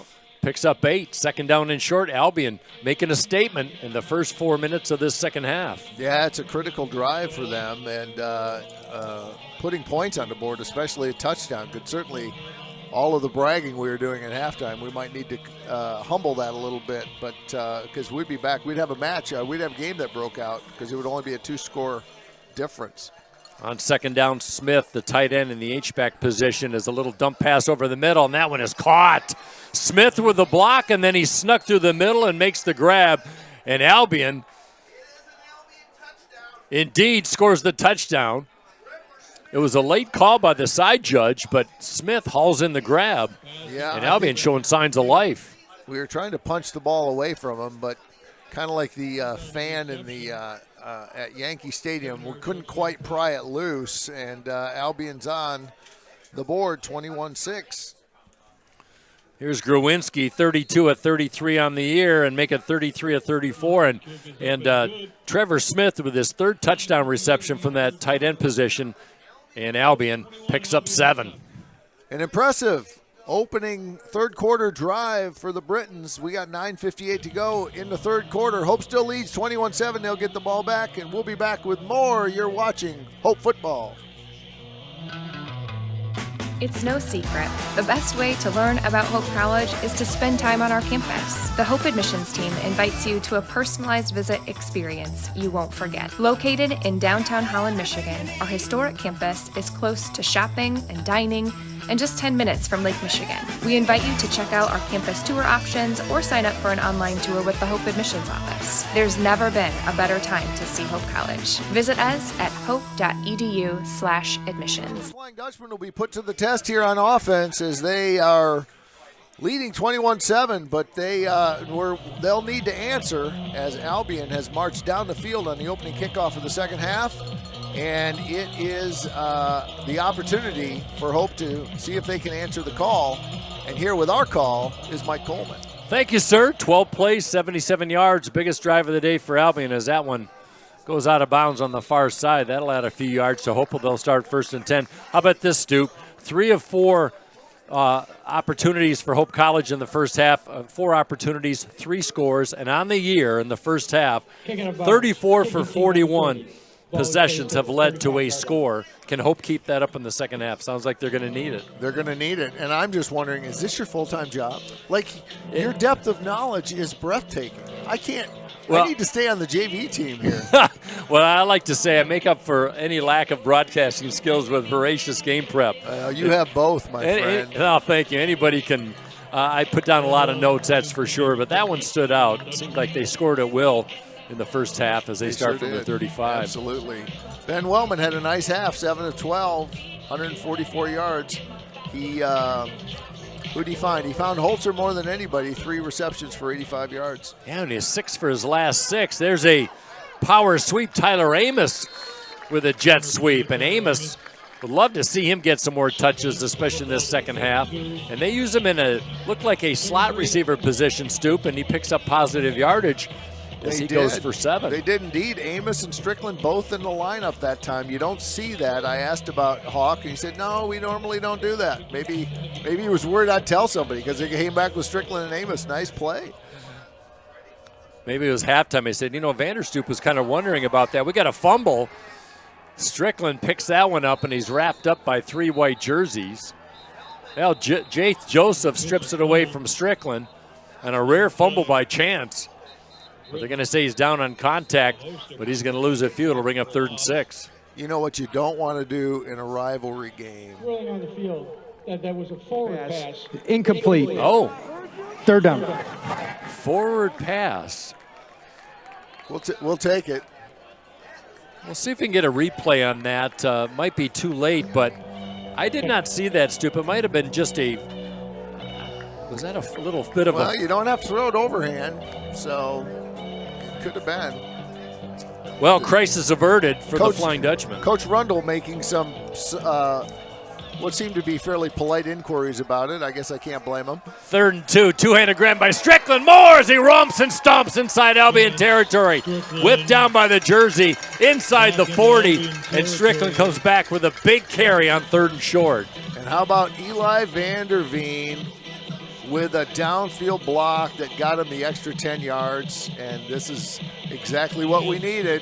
You talked about the efficiency of this team. If we're going to answer right now, because what I was about to say before the fumble, or I guess the incomplete forward passes, you do not want a good team like Albion in a rivalry game to get any kind of excitement or momentum. No, you do not. Wellman trying to wing it. Near side, Holzer with a little tightrope, 2-step on the near side, hauls it in for a 1st down. They got single coverage on Miguel Ocampo, and the senior showing the freshman how it's done there. Nice single coverage, good seal, 1st down. I want to go back to the play previously. You talked about Eli Vanderveen, Stoop. He had a career-high 5 grabs in game 1. And he's had just 5 receptions in the last 6 games. But what he brought to that table was a block, like you mentioned, on that Chance Strickland carry. Wellman steps up. That one a little underthrow, but it's complete. Let's try Eli Vanderveen. Thank you, on cue. Mr. Vanderveen walking to the offense in the receiving corps. And Vanderveen hauls it in for his 2nd touchdown catch of the year. Coach Hawken, I can do a little more than block. Give me the ball. And that's exactly what happened. Exactly when you're going to see Andrew Hawken take a shot, too. Right after you pick up a 1st down on a short field, it's shot time. Touchdown, Hope. Wow, a response touchdown. He beat Miguel Ocampo, did Vanderveen. The ball was a little underthrown, and Vanderveen went down low on the turf. As Balkin trying to bang it through. Plenty of leg for the senior. And how about that? 12-play, 77-yard drive by Albion. Hope comes right back with a drive of their own. It's 28-7, Hope College. 8:12 to go in the 3rd quarter. Hope with a 3-score lead. We are going to take a break. We're going to be back right after this. You're watching Hope Volleyball. My name is Megan Bigelow, and during my time there, I was on the Hope women's soccer team. I decided to choose Hope because of the opportunity to be involved in multiple things. I didn't want to go somewhere where I was just a number in the field. I was able to double major, experience both a business academic load as well as economics. I loved the opportunity to really get to know my professors. Hope exceeded my expectations. I'm Nate Bauman. As an invested community partner, we're proud to help share Hope stories of transformational impact. Clearly, somebody has been spending too much time in DeVos Fieldhouse. You are not watching Hope Volleyball. You are watching Hope Football. And you're watching Hope Football roll in its opening possession to answer Albion's opening possession. So we've had 2 possessions and 2 scores. We're at 28-7, back to the 3-score lead. Here with the play-by-play is Mike Coleman. Thank you, Stoop. And it might be a Donnybrook brewing here at Ray and Sue Smith Stadium. The lights are on another beautiful blue sky day. Temperature in the low 50s. Fridley Bell trying to work to the outside. Stiff arm at the 23, ridden down at the 25, and a nice special teams tackle by Hope College on the near side. Let's give that to Ian Damalski, a senior from Berkeley, Michigan. Good job for Ian. Glad he get his name in the books on senior day. I wonder if the Berkeley Beer Garden is still around, one of the trendsetters back in the day for craft beers and such, but I digress. I'm not an East Sider. I know points north, but not points east. So I yield to your greater skill. I spent a week there one day, and I think I stumbled across that, no pun intended. 1st and 10 from their own 26. 12-play, 77-yard touchdown drive on their first touch of the second half. We've played 7 minutes. Play action. Lovell wants to go deep. He's got a receiver, and that one is hauled in at the Hope 40-yard line. Great grab by C.J. Weems. No, check that. That's Cam Moore. That is his second grab of the day. Mr. Moore went one-on-one against the corner. You know, I've noticed the corners have been really tight. If you watch on the line of scrimmage, oftentimes in many of our sets, they're just 2 yards off of the receiver. Not in this particular one, but on many of them I've seen, they are tight coverage right on the line of scrimmage. Yeah, and they, like you said, Scott, not so much on the start of this last play as Browning is helicopter down.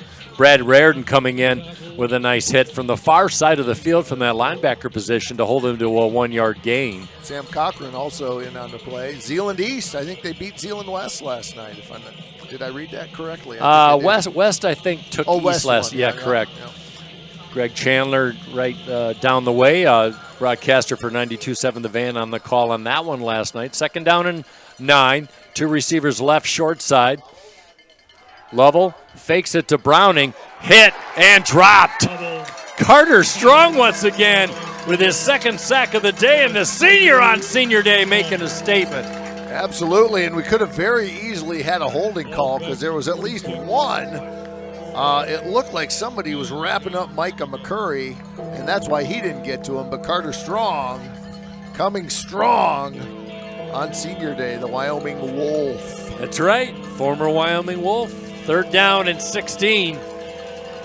Hope fans trying to make some noise. We had over 4,000 strong last week in the shutout win over Adrian, the 2nd shutout of the season for Hope. They hadn't done that since 2017 with more than more than one shutout. Up 28-7. Lumen showing blitz. Now comes in, fires over the middle. That one in and out of the hands of Dennison. A catchable football. Yeah, good coverage by Raridan, but coming strong was Lamancusa, so Lovett didn't have a ton of time, and he had to unload it. But it was well thrown, well covered, and you're right. It's one of those you probably, when you're down by 21, you want to pick up, but not, says Mr. Raridan this time. Sure-handed receiver, Dylan Dennison. Just 2 grabs today. He came in averaging just under 5 per game. Gavin Reams is going to receive again. He was the one who had that heady play on the last punt. Yeah, the 4th return man for Hope College this year as far as punt returns as he securely snags it at his own 7. And that's been kind of a bugaboo, Scott. You mentioned last week, is there a weakness on this team? And it's a small part, but had a few fumbles early in the year on the punt returns, and Peter Sturzman's gone to now Gavin Reams, his 4th option. Indeed he has. That time a nice fair catch, a gutty fair catch right there at the 6-yard line. Not exactly where you want to start it, but much better than on the 1, because on this turf, sometimes that ball sits and does a little kind of like your sand wedge or your pitching wedge coming up to the green. It just sticks like sticky glue. I hope yours does, because mine usually skips and sails across the way. I can attest to that. Stoop, you look like you got a pretty good golf game. That's all I'm going to say. I've never seen you in person on the links. Chance Strickland, right tackle, working the right, stood up at the 9-yard line as Adam Mills comes in to finish off the play. Strickland on his next carry will likely go over 100 yards. That was his 17th.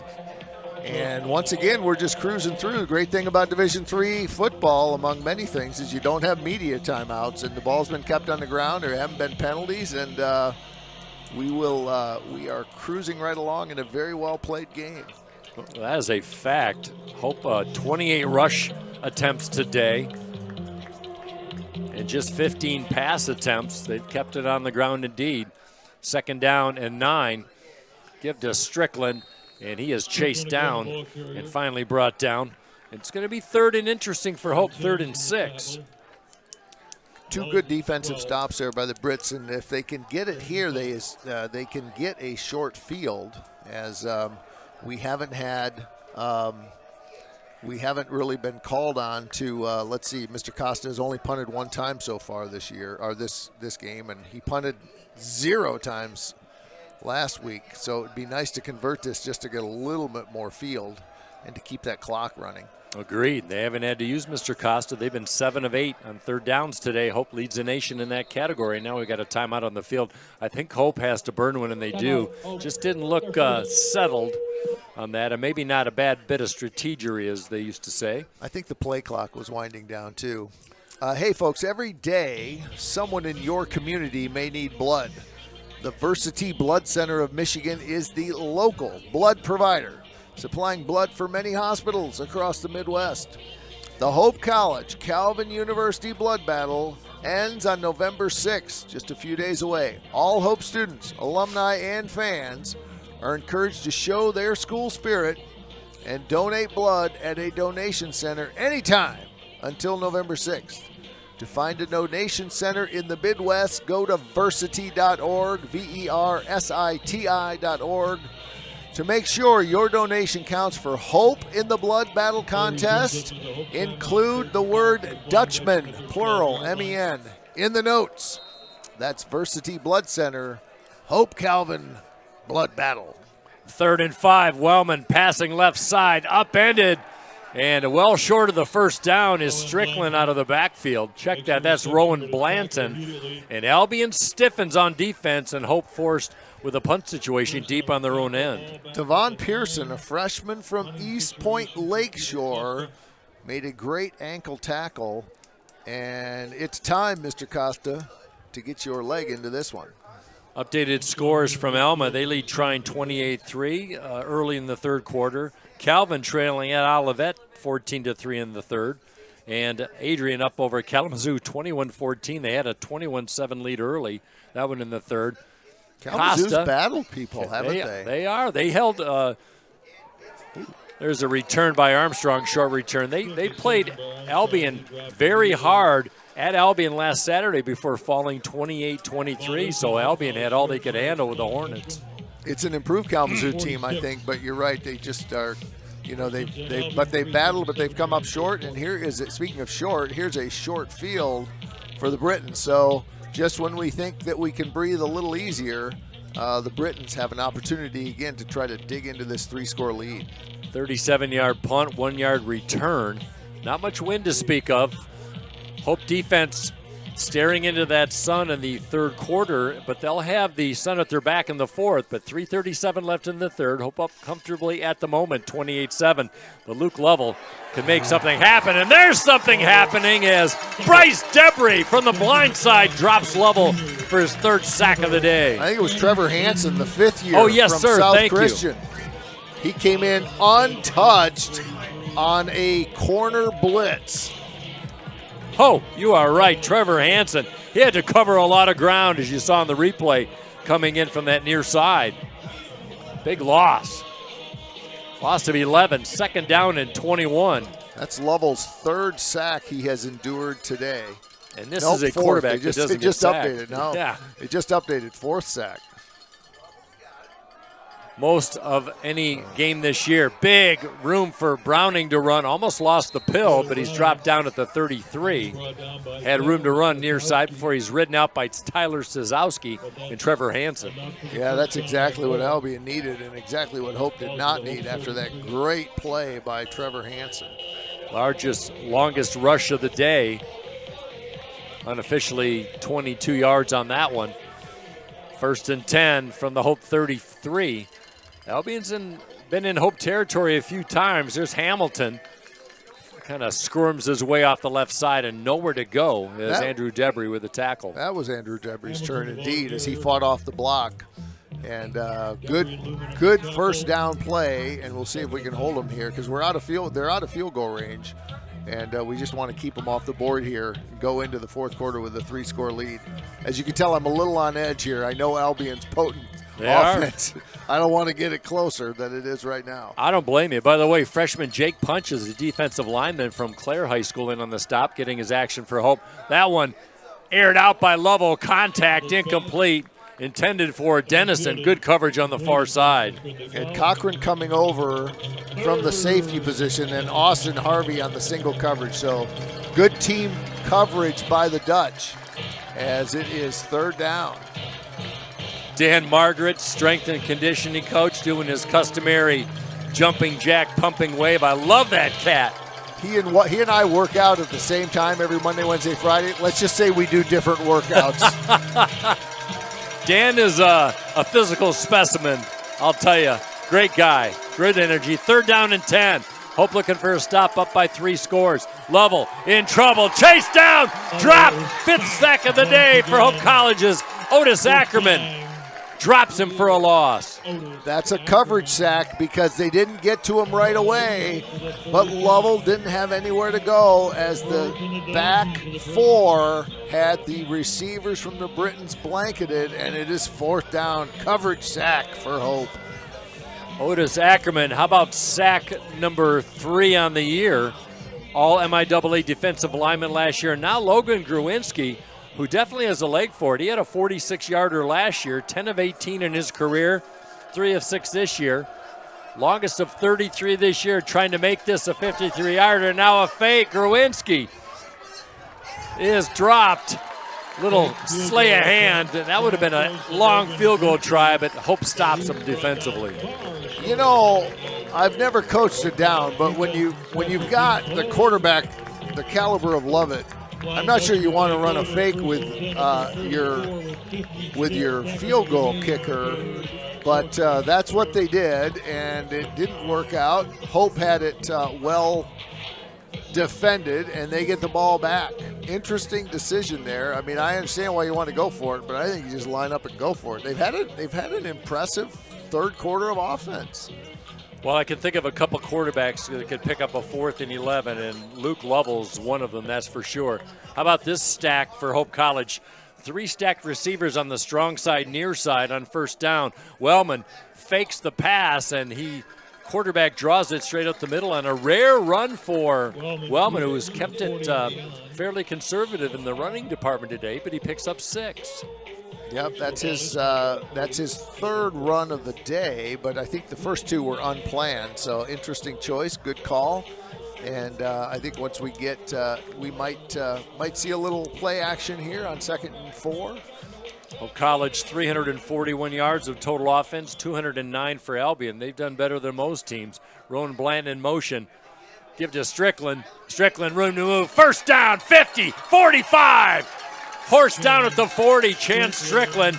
He's over the 100-yard marker for the 5th time this year as he picks up a 1st down for the Dutchman, the senior from Mason, Michigan. Well, I wonder if the Albion defense isn't getting just a little tired here, Mike Coleman, as we come to the end of the 3rd quarter. We'll be back to talk about that on the other side. We're going to take a break. Hope 28, Albion 7. You're watching Hope Football. The River Place in downtown Holland redefines active senior living. A no-step floor plan is designed around your needs, so you can leave the worries of home ownership behind and enjoy a vibrant lifestyle right outside your door.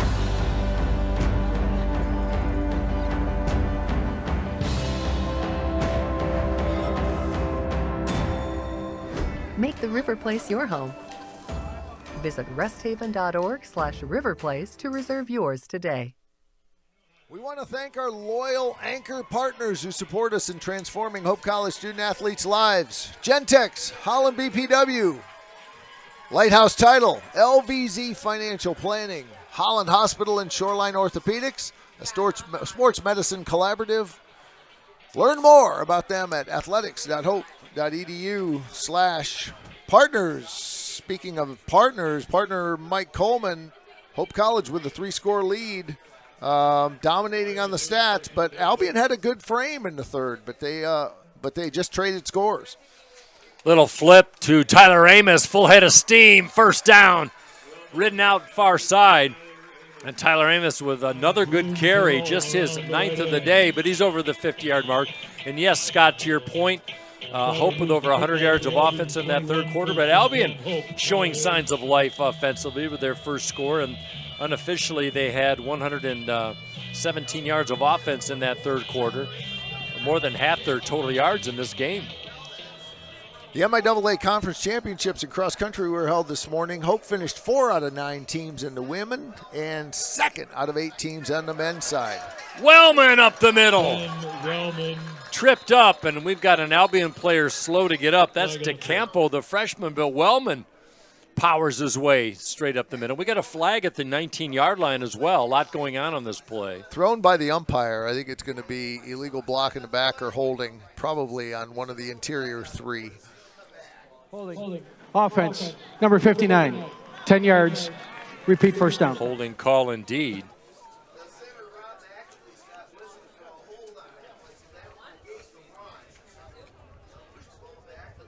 .369 yards through 3 quarters total offense for Hope, 210 for Albion. A respectable number, surpassing what Hope has given up on average on defense. So Albion outdoing the previous competitors, but they still trail by 3 scores. Yeah, it all matters is the scoreboard. Hope has only given up 187 yards total per game through the first 7 coming in. Pump fake. Wellman in the air. Vanderveen, his 2nd touchdown of the day. How about it? Straight over the middle, and Wellman on a dime threads the needle. And Hope in for 6. Mistaken coverage, I got to believe, as Vanderveen, it was one of the safeties, DJ Dandridge, was over there, but he wasn't close enough to him, and there was no chance as Vanderveen with another score.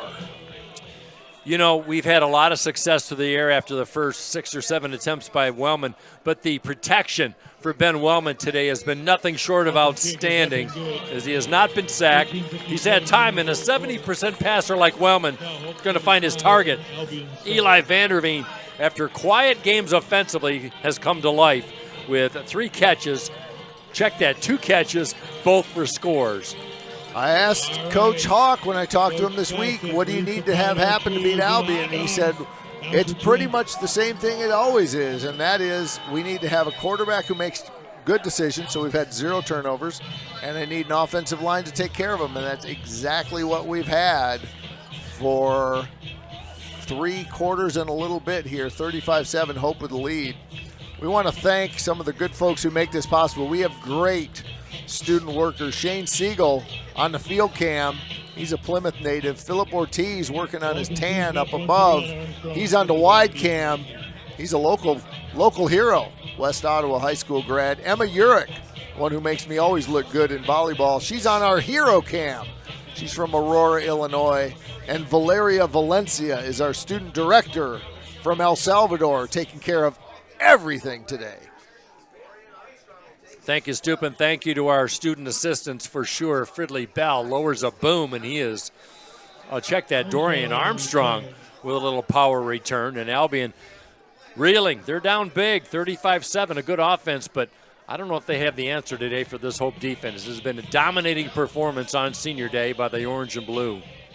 You know, they've bent, but they haven't broken. Albion's hung 200 yards on them. Nothing impressive until you consider that Hope has only been giving up 192 on the season. So, you know, A for effort so far for the A from Albion, but Hope has always had something to answer it and to shut it down other than that opening drive of the third quarter.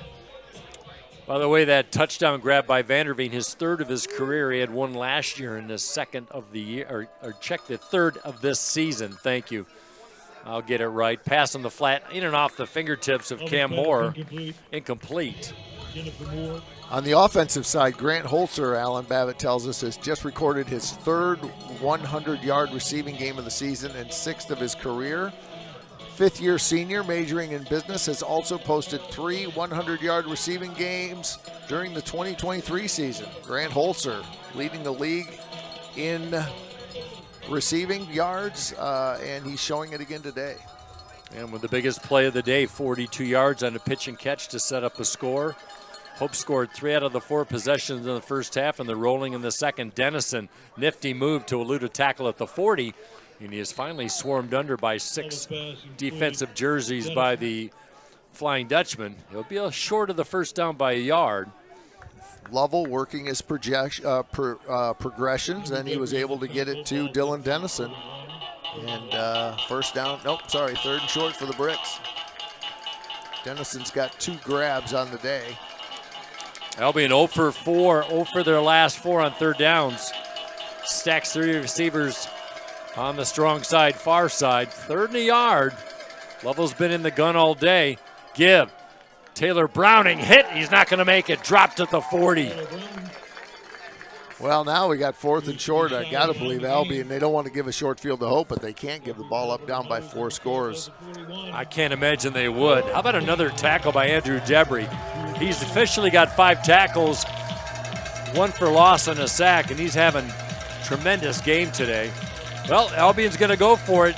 Down 35-7, really no choice with 12:38 left. 2 slot left, empty backfield for Lovell. Rolls a football in his hand, pass over the middle, and a good open field tackle, but enough for the first down. Stazowski wraps up the receiver, Adams, but he picks up the first down. That's exactly the play you wanted to have here. Just a little slant just to get inside of the defender, and good play. 12 minutes to go. Albion trying to get a little something going here. You know what racking up yards. Sorry, Scott. You know what I've also liked about the Hope defense? They have not given up the big play. They gave up a 34-yarder on the pitch and catch to Cam Moore in the first half, but they haven't let Albion really air it out today. No, they haven't. It's all been short stuff. Albion's going to call a timeout with 11:58 to go. Hope leads 35-7. We're going to take a 30-second break, and we'll be back right after this. You're watching Hope Football. 14, Calvin. Sports, like healthcare, requires commitment, teamwork, and excellence. That's why Hope College selected Holland Hospital and Shoreline Orthopedics to provide athletic training and physical therapy for all Hope College athletes. Get the care you deserve. Trust the team that exceeds expectations. The Holland Hospital and Shoreline Orthopedics Sports Medicine Collaborative. Hope College with a 28-point lead as we are working our way through the fourth quarter. Albion coming out in a 1st and 10 situation after converting on 4th down. Lots of people getting lots of action. Cole Lumen and Tyler Stazowski lead with 4 tackles and 6 tackles respectively for the Dutch, but lots of people getting in the action on defense. You bet. Balance for sure by the Hope D. Taylor Browning is spun around, works his way down to the Hope 49. 2nd down and 5. Now, a victory today sets up next week, Stoop, as Hope is chasing an automatic bid in the D3 playoffs, and that game will be for a lot of different cool things at Calvin in the first game of that rivalry, and a win would secure them an automatic bid in a MIAA title outright. DD would. Hamilton gets the call off left side as he picks his way to the 47-yard line. Now we'll see where they mark it. Line judge has him at the 48. Yep, they're going to mark him at the 48. 3rd down and a long 2 for Albion. Parlberg with his 3rd tackle of the day. Boy, how active was he in the first possession for Albion? Parlberg, the defensive tackle for Hope College. 3rd down and a long 2. Offset power formation for Albion offensively. 1 slot on the far side. Pass in the flat. Trevor Smith, he's been very active. as he hauls it in for a first down. He came into the game 15 catches and one of the more productive tight ends in the MIAA. 1st and 10. Albion will scrimmage from the Hope 43. Stoop, you come into this game, Scott.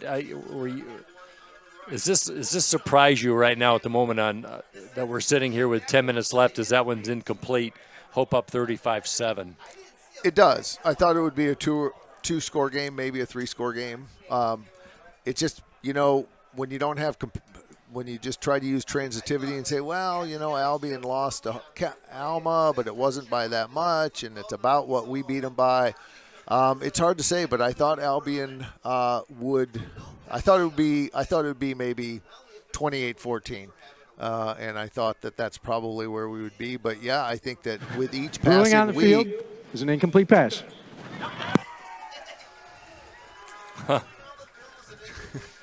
That's just in case you wondered why there wasn't a flag there. That's why there wasn't a flag. But, yeah, I think that with each passing week, Hope continues to impress in new ways. Their opponents have gotten better and better. I think the key now is to finish strong against two weaker opponents and get ready for that NCAA tournament game. Indeed. I agree with you. I thought it'd be a little bit closer. Lorenzo Vitti working tight on the line on the near side to the Albion receiver, and Lovell wants to go that direction. And good coverage by Vitti. Except the back judge didn't think so. We're going to flag. Oh, we do. And he grabbed his left hand. I think that's go. probably good. It's hard for the field judge to see that, but that's why there are two of them down there, and the back judge saw it perfectly from the backside. So we'll get a 15-yard DPI here. Well, I remember I had the pleasure of being at the Hope Alma game, and Lorenzo Vitti. Pass interference. Defense, number 2. 15 yards from the previous spot, automatic, first down. So first down for Albion. To finish my thought quickly, VT, 4 times they went to one of the Alma receivers, and VT was targeted 4 straight times, and he fended off each and every pass attempt by Cutter St. John as part of that victory. Really solidified one of his better games in a Hope uniform. First and 10 from the Hope 28. Called very ably by Mr. Greg Chandler. Yes, indeed. Taylor Browning is wrapped up by Lamon Cusa. And, I mention this every week, Stu, but Lamon Cusa, he looks like he's got the frame of a cornerback, but he goes 250. He doesn't look 250, but he's lightning quick. He is a freak of nature in a good way. Just stay healthy, young man. You stay bet. Healthy. You'll have a great career. I go back to what you said in the first half when you asked offensive coordinator Andrew Hawken about Lamon Cusa. Did you when he walked in the door, I was convinced. Yeah. Lovell works it near side, up for grabs, tipped away nicely. Austin Harvey with the breakup. Nice play. Sophomore from Rockford. Got some Rockford Rams out there taking care of business for the Hope College Flying Dutchman. Yes, we do. And my Rockford Rams took it on the chin last night against the Granville Bulldogs, who they had defeated earlier in the season in the first round of the playoffs. You are a Rockford Ram, along with the legendary Brock Conkle. That is You correct. might be the 2 most famous people to graduate from there. Huh. I have to put a research team on that. I wouldn't take that one to the bank. Taylor Browning with a nice one-handed grab. Race to the end zone. One man to beat. Dives, and he's in. Nice catch. Room in the far side, and Taylor Browning hauls it in for the second touchdown of the day for Albion. Very well executed screen pass that time, and the timing was perfect. The downfield blocking was perfect, and Albion is not going away. No, like you said earlier, they just have an offense that just does not let you rest because they're certainly capable, especially if Hope turns the ball over. They've got to shore things up. Still 9 minutes left as Growinski bangs it through. That one is good. 35-14, Hope with a 3-score lead, but Albion will not go away as they just punch it in again for the second time this half. We'll be back with the rest of this fourth quarter action, but first we're going to take a break. You're watching Hope Football. Are you thinking about buying, selling, or refinancing? Your title agency matters, and you have a choice. Lighthouse Title started in Holland, Michigan more than 20 years ago and has grown to over 45 locations. We are proud to be local in these communities. Visit Lighthouse Title for more information and use our online widget, Louis the Lightkeeper, to chat with someone today about how we can help you close on your new home.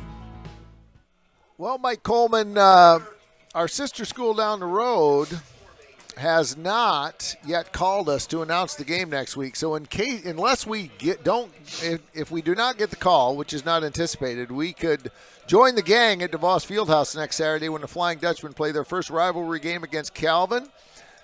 Doors open at noon, kick at 1, free giveaways. Onside kick. Oh, you got to kick it harder than that. Onside kick has to go 10 yards. I know 2 rules, and that's one of them is Gruinski fielded his own kick. And Hope College actually gets the football in good field position. So good for Hope. But to your point, Scott, yes. How about that? Walked in the stadium today. You got the watch party. And I think that'll be great for the first game of the rivalry football style. It will be fun. It will be fun indeed. And we'll see what the Ball did not go 10 yards. It was first touched by the kicking team. The 41-yard line would be first down. Well, you figured that Albion would try a onside kick or some sort of tomfoolery. Well, when I go and watch practice, I usually go once a week. And the kickers are along the side, and they're doing their thing. And they don't necessarily have coaches, but they don't really have a lot of field to work on onside kick. And so it is something that probably doesn't get practiced a whole lot. Tyler Amos off left tackle, cuts it back to the inside, dropped by Jake Joseph, but not before a healthy gain of 5 yards. Speaking of that Calvin Hope game, Scott, I will have the pleasure and the privilege of being there in person. Got a couple ducats and going to go check out the game in person next. Are you next you're Saturday. sitting second chair to Chandler? Or No, I am. I'm going as an active. active fan next week. Good for you. I hope you get good weather. Same pitch to Amos, close to the first down marker as he dives for it. Stops short on the little pitch from Wellman. Ethan Kirkland, the senior from Jenison High School, in at the offensive line, one of our 28 seniors, getting a couple snaps here. Thank you for your service, Mr. Kirkland. He has been such a solid offensive lineman. I don't think he's ever had a start, maybe 1 or 2 in his career, but he is such a solid backup lineman. He's had a lot of snaps in his career. 3rd and 1 for Hope. They've done the job in the third down conversion, 7 of 9 today. Give Strickland. They get another one, make it 8 of 10 as they move the chains as the clock winds down inside the 8-minute mark. And I got to believe Albion's defense is getting a little tired. They've been out there a lot, and they've had to deal with trying to wrestle Chance Strickland down. They're chasing Tyler Amos all over, and they've got several receivers, including Mr. Vanderveen, who's shown up for a couple of TDs. So there's just so many people to guard. It'd be like playing a basketball game where the opponent has 7 players and you're trying to guard them with 5. Yeah, it really does seem like that. Hope just wears you down as Strickland kind of leg splayed and he got dropped down for no gain, a rare no gain for Strickland. Offensive line coach Hunter Thompson, not super crazy about that one. He's a very positive guy. I love spending time with him, but you could tell vigorously clapping and shaking his fists on that one. It's, come on, guys, we got to do better blocking. So even up 21 points with 7 minutes to go, HT wants the OL to keep working. Always coaching. Well, he takes a lot of pride in that O-line, and why not? That's an offensive line that's second in the nation and fewest tackles for loss allowed, just 1.5 per game. Lumen in motion, the H-back in a passing situation. They go to Lumen over the left side, upended at the 16, and Lumen, who had a touchdown grab last week in the 45-0 victory over Adrian, with his first grab of the day, and Hope College inside the red zone. Nobody picked him up. Joe Zanarki was able to ankle tack him, but nobody was on him as he busted out, coming across the field in motion. Great play, great execution. Man, oh man, after a slow start, senior Ben Wellman, the quarterback for Hope, he's kind of flirting with the season high at 261 yards passing against Alma in that victory. Now he's got 233 and 12 for his last 13 as Chance Strickland with carry number 22 carries it for 4 yards. He has 128 yards on the day, and Strickland getting up slowly. He landed awkwardly. Number 15, Caden DeHorn, a sophomore from Caledonia, is in on that last play. It looks like he'll play this next play. We're going to find out who that injured player is in just a second as head athletic trainer for the football team, Mr. Eric Bio, goes out and attends to him. We're going to take a 30-second break, and we'll be back with more Hope Football. You're watching Hope Football. Yeah, my name is Travis Williams. I'm the CEO of the ODC Network. I graduated from Hope in 1998. I studied biology, and then I also played football. In order to be successful, people really need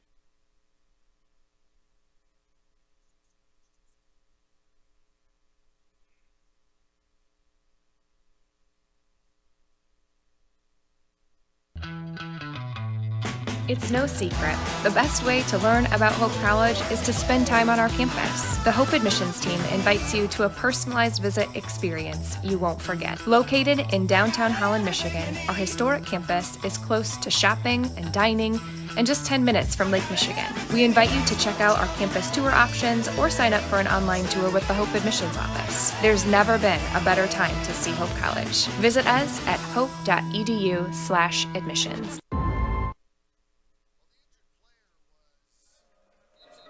Running back Chance Strickland, who's had a day today. He got up on his own power, walked off on his own power.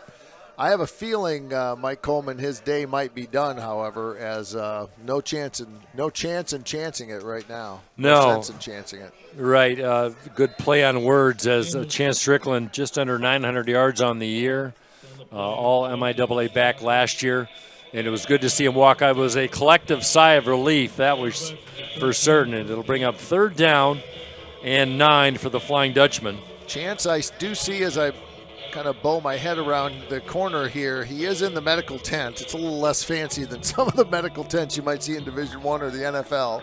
But he is lying down on his back and being tended to, and hope it is a minor sprain or twist and nothing else. But we'll wait to hear that. Until then, Mr. Amos, you're on. And we thought it was his left leg or left ankle, something of that nature. Wellman. Pass. Caught. Back of the end zone. Touchdown. Grant Holzer. How about that? His first touchdown grab of the day, and the number 6 on the year.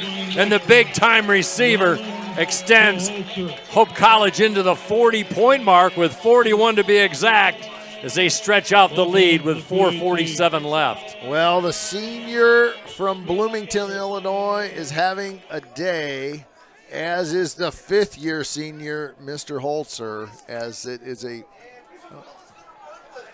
Now Wellman's going to have to loft it in the end zone, up for grabs, and it looks like one of the Hope players knocked it out of the other intended Hope receiver. I don't know if we forgot if we were on offense or defense, but it looked like maybe it was going to be Eli Vanderveen to catch it, but then someone else came in trying to get it. Be that as it may, that one goes awry. So we are going to stay at 41-14, and we will take another break and be back with the final few minutes. Hope leads 41-14. You're watching Hope Football. Sports, like healthcare, requires commitment, teamwork, and excellence. That's why Hope College selected Holland Hospital and Shoreline Orthopedics to provide athletic training and physical therapy for all Hope College athletes. Get the care you deserve. Trust the team that exceeds expectations. The Holland Hospital and Shoreline Orthopedics Sports Medicine Collaborative. More than 500 students participate in Hope Athletics program each year. Our athletes and coaches are passionate about using sport, academic, and service to shape their time at Hope. You can join their team by making a gift to the Orange and Blue Fund. Gifts are used to enhance the student-athlete experience, as well as providing access to college for all Hope students. For more information, visit hope.edu/orange and blue. Mr. Coleman. Thank you, Stoop.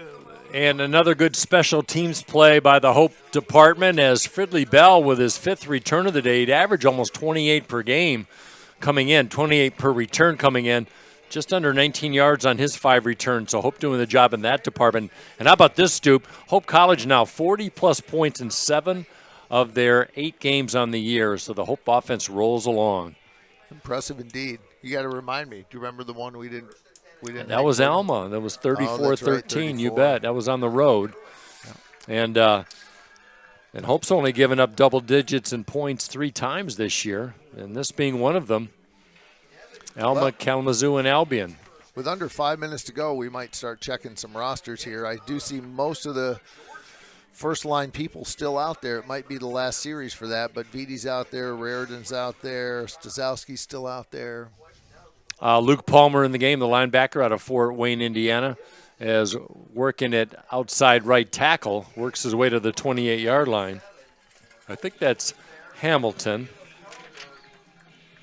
No, check that. That is Nevin Dent, the sophomore out of Hespheba, Georgia. Have you heard of Hespheba, Georgia, Scott? I haven't. I'd have to look that one up. Yeah. I apologize. I'm thinking it's a suburb of Atlanta, but when anyone ever asks, that's usually the best guess. Atlanta covers up about half the state anyway. Exactly. 3rd and 7. Lovell being pressured. That one overthrown, intended for Cam Moore. Is Sam Cochran all over that. And that'll bring up 4th down and long for Albion. Just not their day today. And I just want to hearken back to that drive inside the red zone that they had in Hope territory, and Brad Raridan on pressure from the front 4 picked off the pass from Luke Lovell, and Hope drove it down the field for the touchdown. It was exactly what they needed at that time, and it could have completely changed the complexion of the game. You never know how single plays like that, but Raridan made a great play, and the rest is history so far. 3:32 to go, and Albion will have to punt again, and this will be Mr. Bowman's 5th punt of the day. Gavin Reams steps back as decent punt low. Albion bounce, and that will roll inside the 30-yard line. Reams just stays far away from that. So Hope will take over. 3:22 left, up 41-14. Looks to move to 8-0 on the year, barring any sort of stack of miracles, so to say, and chasing down history. Hope College trying to be only the 3rd team in school history to run the table. They still got 2 games left, but next week at Calvin, Scott, and then final against Olivet on the 16th. 2 teams that, on paper, are certainly capable of picking up a win. Tough to stay sharp. I mean, I did ask the coaches, like, how do you do it each week? And it was interesting because Sturz always has a few things to say at the end, and that he said this week is, we need to continue to play like we need to continue to practice like we're the underdog. We need to continue to practice to get better. I know that we've had some we've got some accomplishments, and I know that if things go well, good things will happen to us, but we need to continue to get better. And I think that that's been the mindset. And I know that both coordinators are very satisfied with that. They come out and they play hard. They're not resting on their laurels, and they are trying to continue to get better, because looks like they're going to have more than one game at least to play at the end of the regular season, and they got to be ready, and it will be a very good opponent. The way things are looking, you're absolutely right. As Cal Motter, 2 straight plays, a rush attempt by Motter, and now a pass on the flat, picks up 5 yards on the pitch and catch. It'll bring up 3rd down and 5. Motter getting a lot of action this year, one of the newbies on the squad. Zach Trainer in at quarterback. He's a sophomore from Walled Lake Western. This will be his team next year. He got a lot more snaps at the beginning of the year as they did a little more of a platoon system, but as the season went on, the skill set that Wellman had suited the situation better. So Trainer getting fewer snaps in the second half, but he will get an opportunity here. But not until we get to the 2-minute timeout. So we're going to take one last break of the day and thank the good folks who have made this happen. Hope leads 41-14. You're watching Hope Football. Hope students come from diverse backgrounds, ready to create an environment where truth is sought, all voices are amplified, and challenges are met with determination and confidence. The Hope student body is ready to change the world.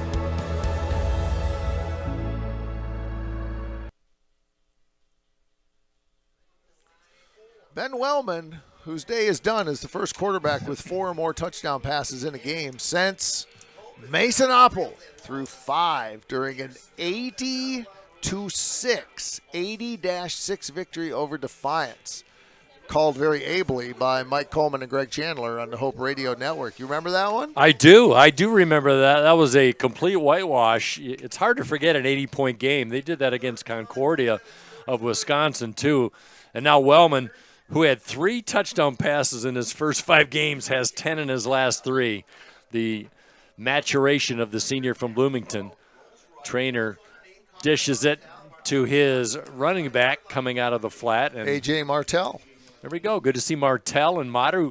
You know, and let's talk about that too, Scott. Martell, the young running back, and Murphy and Mater. These guys have got plenty of snaps this year just because Hope has been up so big. And those dividends always come back, I think, to reward them later on. Yeah, I think one of the things when you're playing for a nationally ranked team, and this is true in volleyball as well, it's been true in men's basketball, you know, guys come in or women come in and they think they're going to be impact players.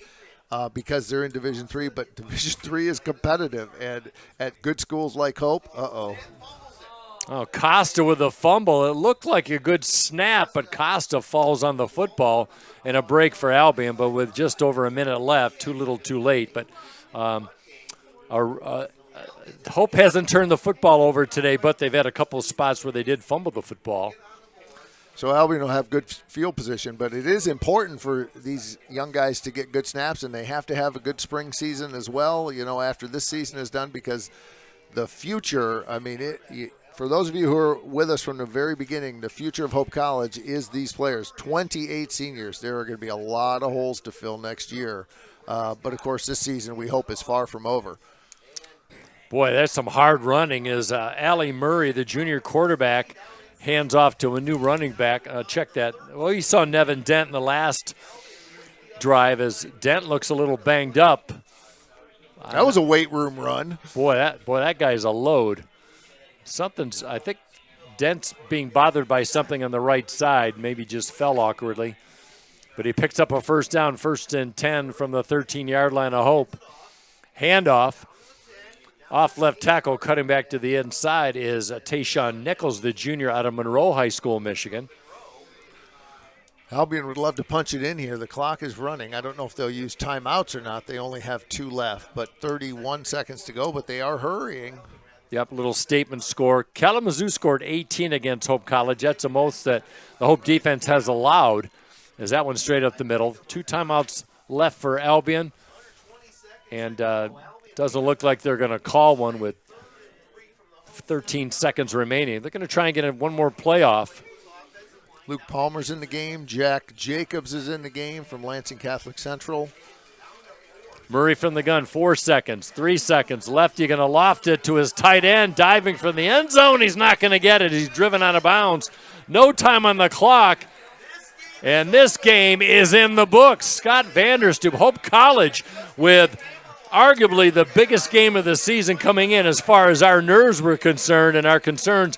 But Hope, rest assured, took care of business on Senior Day, 41-14 over Albion as the players and coaches shake hands. What a great way to end the game. Albion had every right to go for to trying to put a score up there, and we denied them that opportunity as it was a terrific defensive stand. Many of them actually by second-line players. So an awesome display on defense once again by Jacob Parlberg's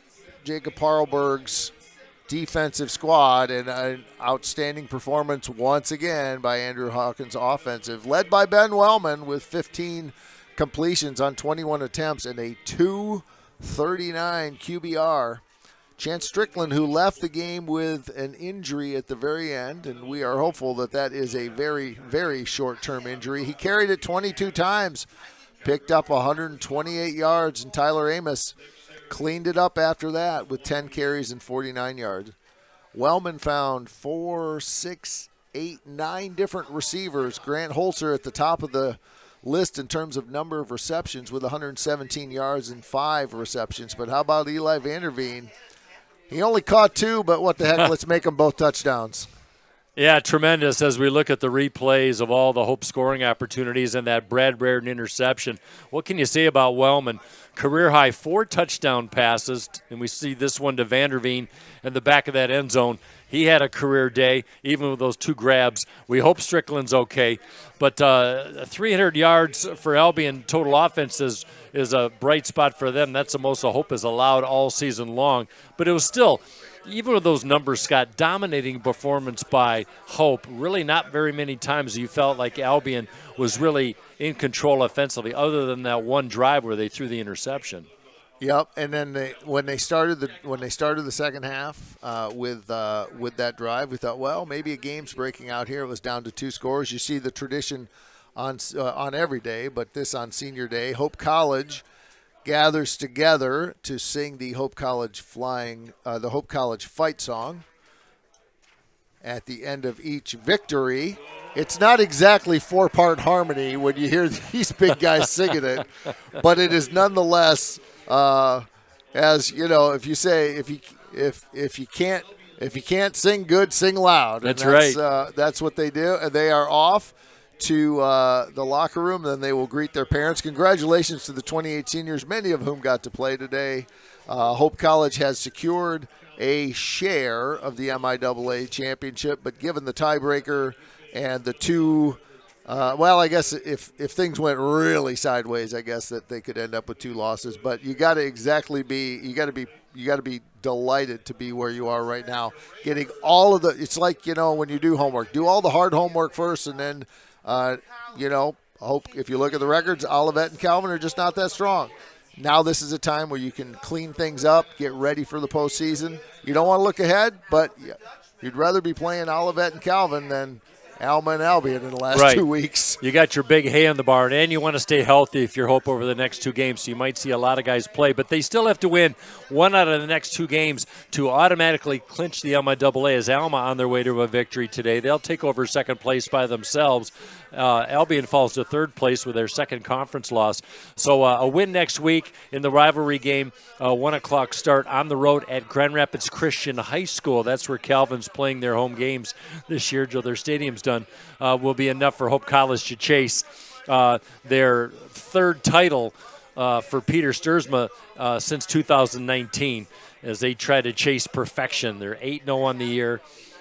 Tremendous game today, 40-plus points in 7 of their 8 games. And we saw Grant Holzer go over the 100-yard mark. Like you said, Strickland over the 100-yard mark. And my goodness, what he has meant to this team. Not that a man is an island, but we certainly need him to ride out the rest of the year, especially if we make the playoffs.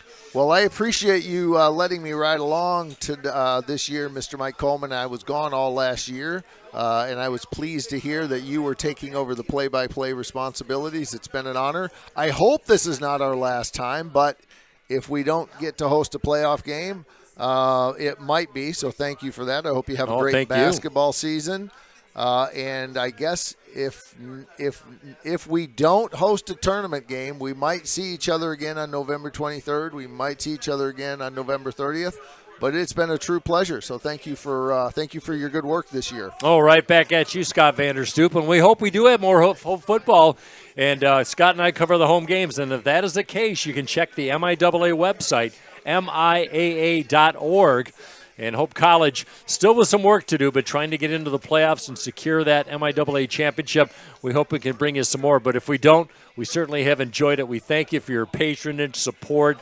I know a lot of folks like to look at the YouTube to look at their young men that they know, and the Hope fans as well, checking out the broadcast this year. We certainly have a blast bringing them to you. Want to thank our broadcast crew. Phil Blau, who is on holiday right now, our fearless leader, is not here, but we want to thank him. And Scott, you've got our list of our wonderful broadcast crew today. Yeah, we'll close out by saying special thanks to our camera folks, Shane Siegel, our field camera operator today, Plymouth, Michigan's finest. Philip Ortiz upstairs, West Ottawa graduate, working the wide cam. Emma Urich from Aurora, Illinois on the hero cam. And Valeria Valencia running everything as our student director. And then our producer, the Ed McMahon to our Johnny Carson, Mr. Steve Secor, And the man who runs everything, Mr. Freddie Velasquez, our executive producer and director of video services. For Mike Coleman, this is Scott Vanderstoot. Mike, it's been a pleasure, and we will sign off. Yes, sir. You've been watching Hope Football. There are over 5,000 colleges and universities in the United States alone, and nearly every single one of them is named after a location or a historical figure. But along the shores of Lake Michigan, there is a school whose namesake is not a founder, not a historical figure, not a state, city, or physical landmark. It is named after an ideal, a virtue, a way of life. Its name is hope. It is so easy to get lost in what this world lacks, to become discouraged by its needs, gaps, and flaws. Can we see beyond the uncertainty and brokenness? At Hope College, we do. Not by ignoring the world as it is, but by learning and living with the belief that this is not the world as it should be, by driving to understand, to unlock clarity, to amplify truth, by leading with inspired compassion, by embodying a vision that illuminates greater opportunity for all, by serving with anchored conviction, using our collective gifts to offer this world what it needs most. Hope. Not simply hope as a desire, but hope as a way of being. Because hope has changed the way we see the world, and hope drives us to change the way the world is. Because hope shapes our calling. Because hope inspires our dreams. Because hope empowers our talents. Because hope frees us to try. Because hope transforms what we believe, transforms how we act, transforms who we are. At Hope College, we know this life-altering grace is a gift we have all been given, and it is the greatest gift we can offer the world. Hope transforms.